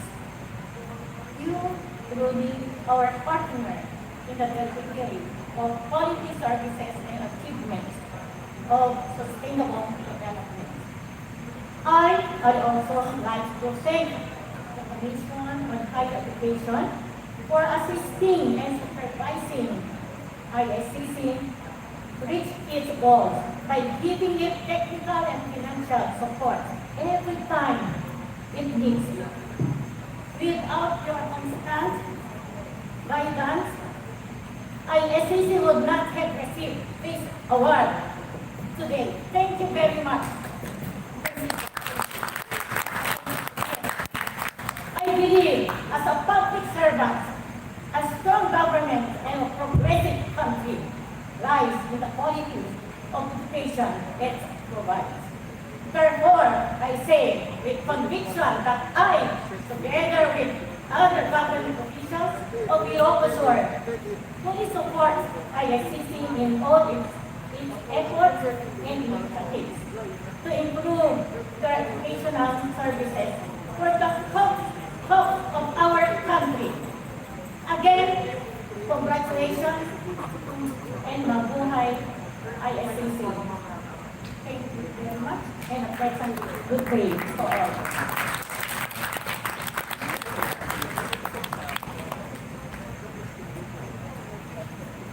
Again, balbaling ko salamat. The Dean and Honorable Jeremy Agorico Rosario, MP, Chair ng Committee on Education ng Sangguniang Panalalitan ng Probinsya Pangasinan. At yaman kami unay, Dr. Carmen Sita Reyes Paz, College Administrator of ISCC.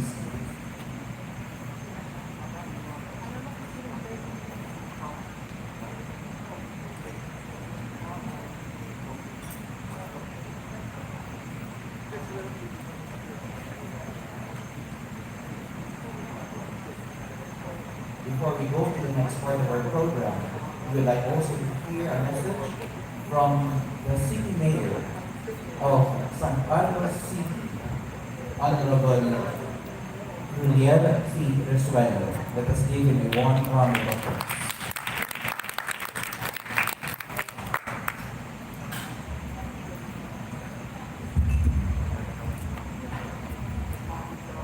Salamat po. Pero nagulat po ako. Kala ko sila governor ng mga kasasalita. Sila congresswoman sa sila chairperson natin. Anyways, a pleasant afternoon to each and everyone. To all our dignitaries who are present today. At chairperson from CHED, our own, very own kababayan, kay Prospero February the 3rd. Tignan po natin ang masigabong palakpakan. Attorney Ryan Esteves of Office of the Executive Director, Univas. OIC Regional Chair, Dr. Aurelio Galera. Our Congressman from the 5th District of Pangasinan, no other than Congressman Mon Gigo III, bigyan din po natin ng masigawang palakpakan.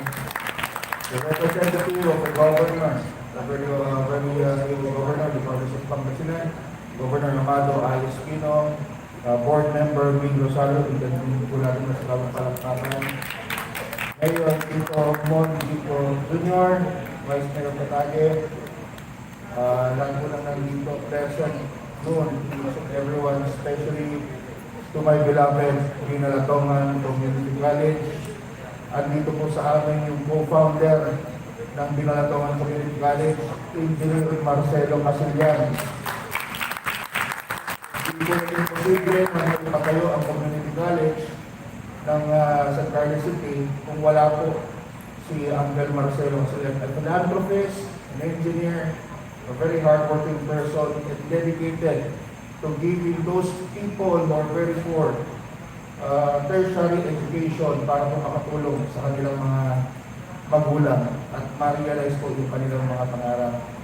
Mama, nakuha na natin. Kami po yung nagpapasalamat sa inyong binigay sa amin. At amin pong pinapangako na tuloy-tuloy pa rin po ang aming pagbigay ng servisyo, hindi lamang po bilang local government officials, kundi bilang isang kapatid sa ating mga kababayan na nangangailangan ng edukasyon. Sabi nga po nila, ano ba ang napakagandang bagay na may regalo mo sa iyong magulang? Yun po ay ang pagtatapos ng pag-aaral at makatulong ka, hindi lamang sa iyong magulang, kundi sa iyong mga kapatid na kung saan sila rin ay nangangailangan na mabigyan ng atensyon para sila rin po ay makapag-aral ng maayos. Kung wala po ang mga magulang natin, siyempre, hindi po natin kakayanin ang mag-aral. Meron din po mga estudyante na nagtatrabaho para po matustusan ang kanilang pag-aaral. Pero dahil po sa programang ito, na nag-spearhead pa po ay kababayan natin, kami po at lahat po ng mga local universities and colleges ay nagpapasalamat kung puso na nagpapasalamat dahil nabigyan nyo ng liwanag ang buhay ng bawat tao, hindi lamang po dito sa probinsya ng Pangasinan, kundi sa buong Pilipinas na kung saan, hindi lamang po ang local government, provincial government, ang mag-shoulder ng kanilang gastusin sa pag-aaral. Nandyan po kayo na naging partner namin at lalo po kami naging inspired para po tulungan ng ating mga kabataan, ng ating mga kababayan para po makapagtapos ng edukasyon na pang-tertiary. So sir, to our kababayan, maraming salamat po. Ikwento ko lang po yung istorya ng BCC, kung paano rin kami nahirapan na i-put up yan. Dati po, meron pang siguro po dahil sa politika, meron pang nagpa-block sa amin dyan. Sa San Carlos, ayaw nilang matuloy yung community college. Alam niyo po ba na graduation ng mga estudyante ko ng 2011 yata yun or 2012? Kala nila hindi na matutuloy o hindi marirecognize yung mga estudyante na nag-graduate, nag-iiyakan sila sa akin. Kasi sir, ito na po kasi yung pang-apat kong termino, kakabalik ko lang ulit na mayor. nung last election. Nag-iiyakan po yung mga estudyante sa akin, Sir, paano yan? Mag-graduate kami, pero baka hindi naman ma-recognize yung pag-graduate namin. Ang pinangako ko po sa kanila, huwag kayong mag-alala. Lalakarin natin yan, nandito lamang kami, tutulungan namin kayo para ma-achieve nyo kung ano yung mga goals nyo sa buhay, makapagtapos ng pag-aaral. At awa po ng Diyos, heaven sent, meron pang assistance na galing sa Sen. Thank you very much, Mr. Chairperson, Mr. Chairman. Thank you very much for President of the Republic of the Philippines sa pagsuporta, sa pagbibigay ng free tertiary education to our poor and deserving Filipino citizens. Maraming salamat po. Magandang hapon sa ating lahat.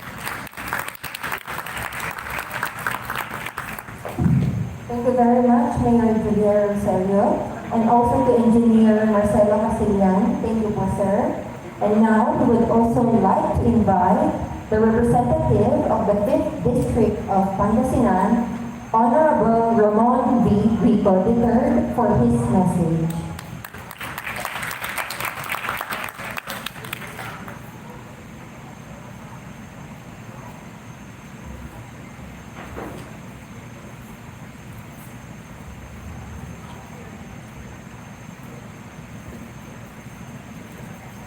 Hello. I realize that I will be delivering the closing remarks. Alam ko, marami po sa inyo gutom na. So, allow me to just borrow the greetings of the preceding speakers, but let me just especially would like to greet our kababayan. Akala ko po nung sa TV, whenever I see him giving comments on the TV, mukhang strict ko po ito, si Professor Popoy Dubera. Buti na lang, hindi ko po siya naging professor sa iyong pinong araw. But when I got to work with him in a couple of projects, I realized how progressive he is, yung mindset ko na napaka-progresivo. So, our Honorable Secretary, Chairman of the Commission on Higher Education, J. Prospero Rivera, III. Dati pong PNLO sa House of Representatives, a very good friend of my Chief of Staff, si Jim. Attorney Ryan Escotes, the Executive Director of the Secretariat of the Czech Univas. Sa ating po mga kapwa public servants, mga awardees po na looks for LUCs, public staff, and everybody here. Magandang tanghali po sa ating lahat. Congratulations po, unang-una sa tatlong nabigyan ng parangal ngayong araw na ito. Salamat po, Chairman, natuldukan na yung matagal na debate kung tama ba ng mga LUC. Dapat state universities and colleges lang yan. Talagang kung dumaan kami sa butas ng kalayo bago po naaprobahan itong entity na ito, ang University of Eastern Pangasinan. Natutuwa po ako, I'm very elated that the representative of the governor, board member Nick Rosario, mentioned that it seems that you would also like to put up a local college or university, just like Ilocos Community College. I would volunteer myself. Tutulungan ko ang probinsya para magkaroon education is for everybody. That's the mandate and trust of the higher education in the Philippines. With the experience we've had in UEP, we could share a lot of inputs to help that dream become a reality. UEP for me has been a lingering pride as a educator, professionally, personally, masabi mo politically na rin po or in public service. Because if I would just share with you the story, UP was a doctoral dissertation way back in 2004. Yun po. The topic was through a PPP, because I was managing our own HPI at that time, to help establish a local university, to make the town of Binalonan a university town. Just like Los Baños, just like Sigimar, University in Dumaguete, or the famous university towns abroad, like Cambridge, Oxford, Harvard, etc. So that was the vision. Plus, we dreamt of our kababayans term na bawat pamilya at least may isang college graduate, because we know that education is the great equalizer. So we put up UEP by virtue of an ordinance, 2004. Mayor Pico was my father. He was mayor back then and I was just an ordinary citizen. In short, na-aprobahan sa Sangguniang Bayan, pero napahirapan kami sa Sangguniang Pandalawigan that I have to go back 3 times just to defend the establishment of UP. Fast forward, 17 years after, from where we started, kasi we were tagged as UP of Pangasinan, hindi po University of Pangasinan, hindi po University of the Philippines. Walang pera ang munisipyo noon. That's why we have to establish the school in the second floor of our public budget. Kaya po tinawag siya Upper Palengke. Ito po yun. The long-timers of Chedri Juan will know this. Kasama po si Engineer Angie. No? We were criticized and naging subject of many jokes among siguro a lot of the LUCs and the regulatory body. But in 2010, we moved to our new campus. We invested in a new campus. Ang mindset po namin noon, sabi, wala kayong campus, palengke kayo. Hindi. The UEP was owned or is owned by the local government unit of Binalonan. Therefore, all the facilities of Binalonan, of the LGU, is part and parcel of the campus of the LUC or of UEP. May plaza kami, o meron na rin kami, alam mo yung maluwag na plaza. We have a gymnasium, our students use the gymnasium for sports activities. What we did, nag-master plan po kami to make it a walkable town, a safe town. Parang estudyante lang, naglalakad po sa maluwag na campus ng isang eskwelahan. Ganun po ang ginawa namin sa Binalonan. And, fast forward nga, I would like to thank Secretary, Chairman, and Attorney Ryan. This is a validation of our 17 years of hard work and work.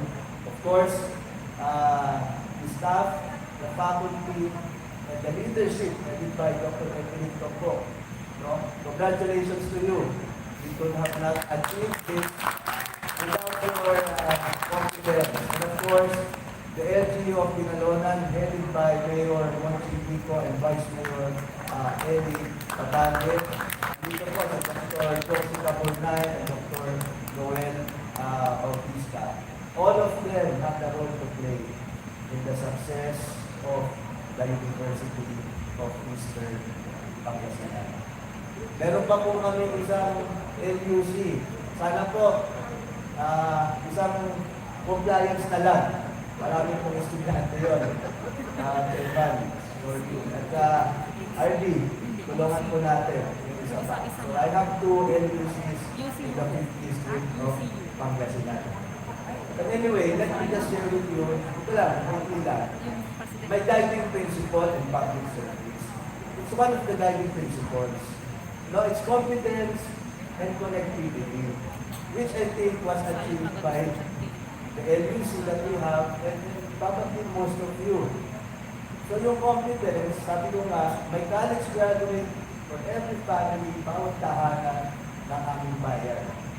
So, education, you build on the knowledge, the skills, and the attitude of our best resource. And what is that? The human resource. We had no beaches, we had no tourist spots or any natural resource that, we can capitalize on back then. But we focus on the human resource. That is why we want to educate our constituents. At the same time, we made sure that the leadership also had the competence to lead the school and to lead the hometown. Yun po. And then, connectivity. Noong araw po, hinahanapan kami ng campus, ng canteen. Sabi ko, you don't need the canteen because you just go down. Ang dami kami nandun. You just, cross the street. Andun yung LHU na may ng Binalonan. Kaya, kailangan pa ba ng infirmary? Sabi ko. So, so we broke a lot of mindsets in the establishment of connectivity. Now we are in a virtual campus. Diba? Puro Zoom tayo, puro, all this platform. Possible pala. But way back there, very restrictive ang regulasyon ng ating ahensya. But now, these things have opened up, So we are well connected already. In fact, Chairman, I wrote a letter to Chancellor RR, but I think he's finishing his term. But I'm connected also with UPLB through the Office of the Extension or External Affairs. Maybe we could collaborate on some programs regarding agriculture, regarding human ecology, and master and urban planning. So yun po yung mga tinitigan natin. And I invite all of us here to also connect with other institutions. We did that for PSU. We had a couple of meetings. I arranged that with DOST, and they have a library, it's not a virtual library, but it's an online library. And napag-usapan ko namin doon, yung PSU, dahil kulang ang pondo ng mga ibang institution, DOST has done, and they allowed us to connect sa kanilang library resources. And lalong-lalo na po tayo, we are three recognized LUC. Maybe we could share our expertise, we could share our confidence and our experiences, we could do collaboration programs.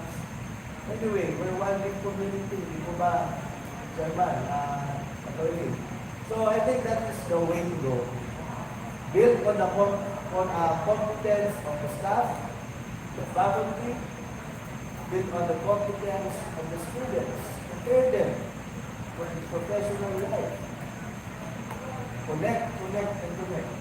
I have a bill, a proposed bill that would build an arterial road from eastern Pangasinan to western Pangasinan. So that coming from MNR to Baling to Bolinao will only take you less than 1 hour. We call it an arterial road.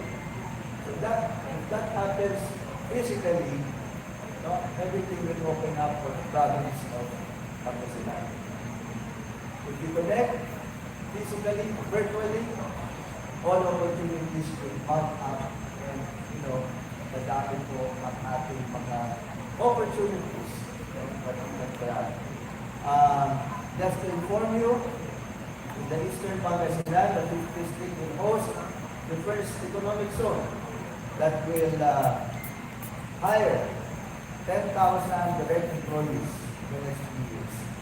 It's good, the timing is good because we have the UPT, we have another university in the district, and we have Balbalato Community College, all the universities and colleges surrounding our area for us to get a pool of qualified voters. Okay, so maraming salamat po. Chairman, maraming salamat and thank you for being that competent leader, a progressive leader in education. Alam niyo po sa education, marami likahon. But sa inyo po, no, with your leadership, I think we have widened our horizon in education, higher education. And with that, we have become so creative. No? Yung mundo, yung global, yung napakalayo, lahat sa connect, lumalapit po. And that's how we build our capacity, our competence. Maraming salamat po and congratulations to the three universities.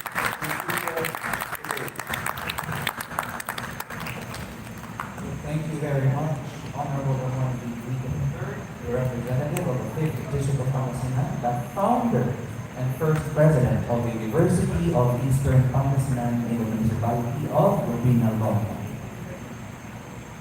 Ladies and gentlemen, that ends the first part of our next event, the recognition of our recognized local university and colleges in Region 1. But please, I would like to give some announcements. First and foremost, after my announcement, the press con shall commence immediately. So that we will be having our lunch now, but for our members of the panel and the press, I will sacrifice one part. The lunch will be done following the strict protocols of the hotel for safety measures. The staff will be given managed buffet. That means that they will be the ones, the staff of the hotel will be the ones to give you the food. The soup will be given to you on the other side of this hall, and the other side will be on this side of the hall.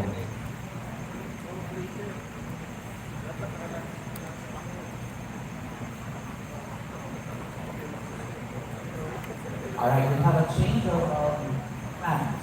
All of us will take lunch first. I saw you smile, alright. All of us will take lunch first. Our guests from Chad Central, our LG representatives, will be taking their lunch in the restaurant of the hotel. And guests here, please stay because the food will be served here.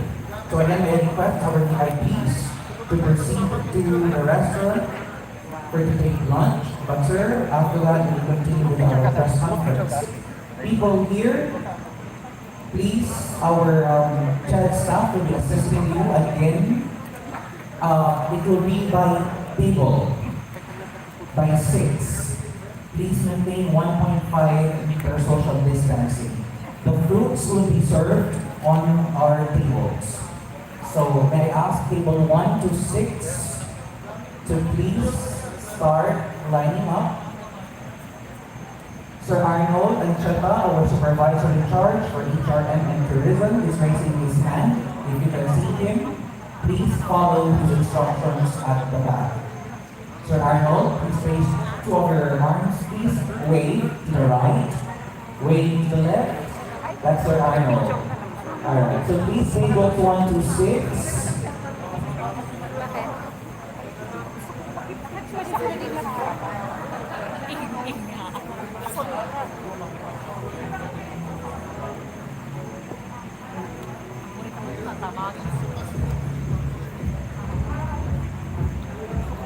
And while we take our physical lunch, we would like to say thank you very much to our presidents and college administrators who joined us virtually via Facebook page of Child Region 1. Nagyaman kami unay, kada kayo amin, maraming salamat at hindi labot yun, sa kami isayan, patutugyok kayo, sa Pangasinan. Wherever you are in a part of the region, thank you very, very much.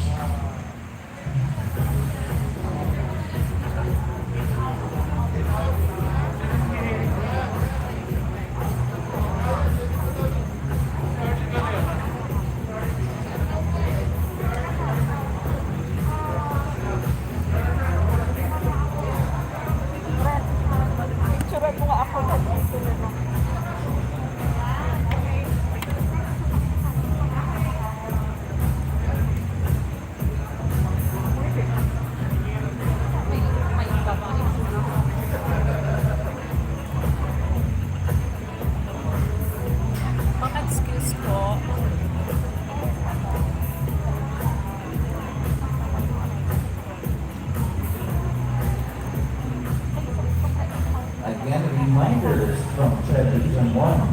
the Monarch Hotel. Please wear your mask and face shield at all times. Of course, remove those when you're taking your lunch. Please maintain social distancing at 1.5 meters.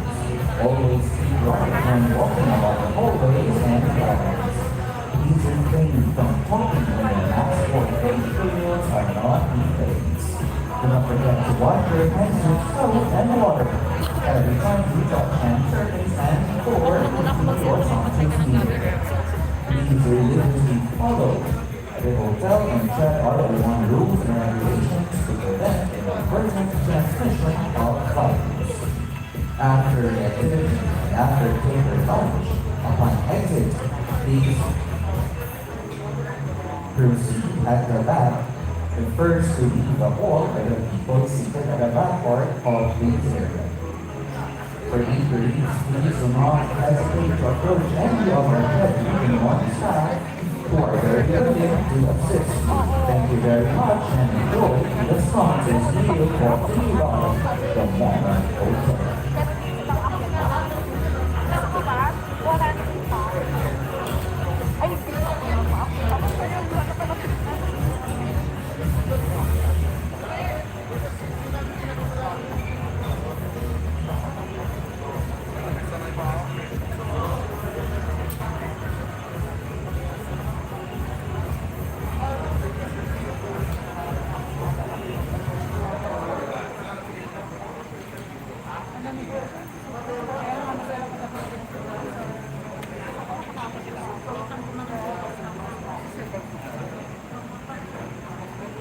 Ma'am.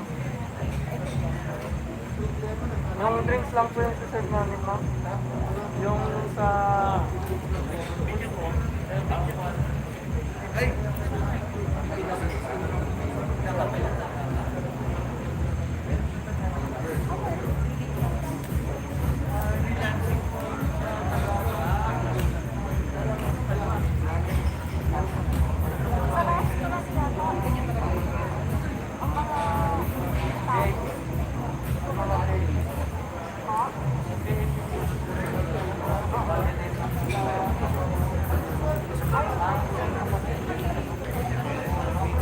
Ladies and gentlemen, the food is being served at the back, so please line up.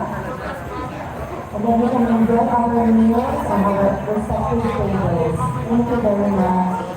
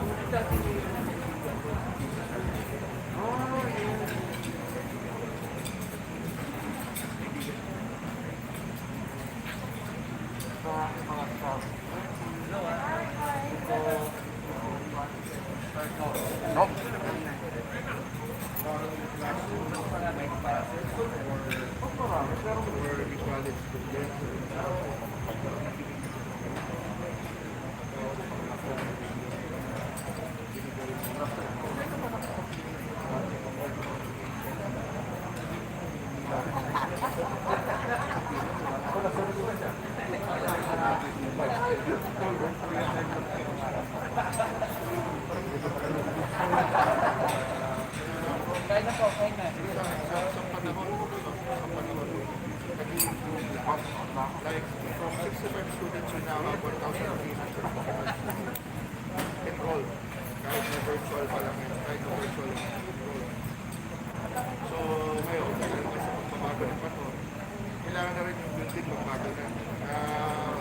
From borrowing yung old, from borrowing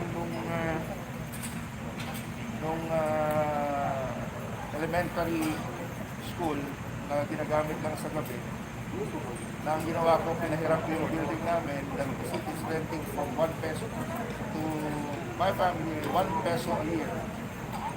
Na ngayon, nang pupuntakta kami ng isang malaking building doon sa isang barangay to cater all the students na gusto mag-aral.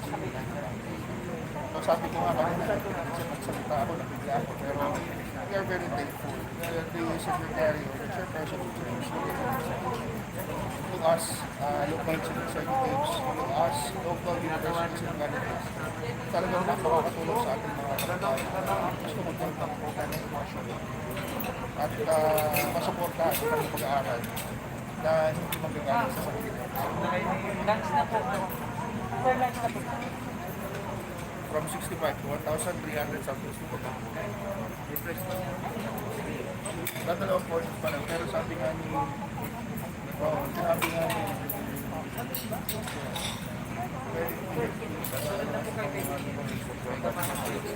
okay. So, doon tayo ba?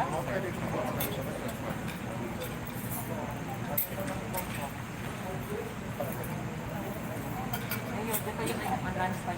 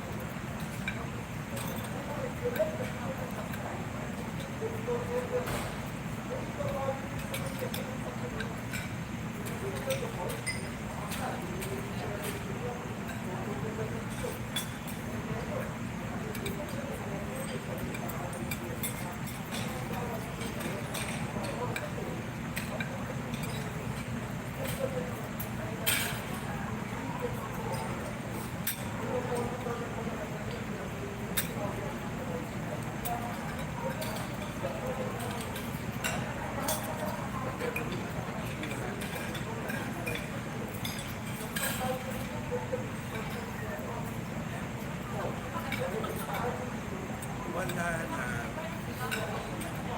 Baka kasi mag-last minute.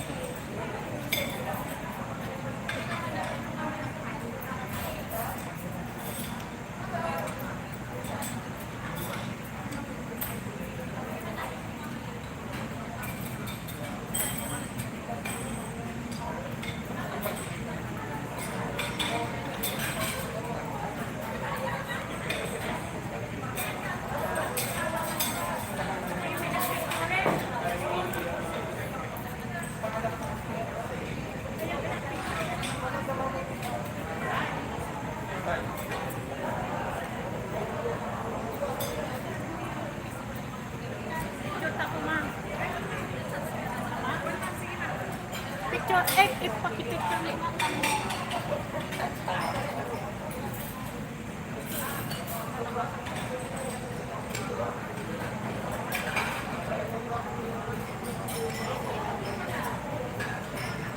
Nagkain ako, kinuha namin yun.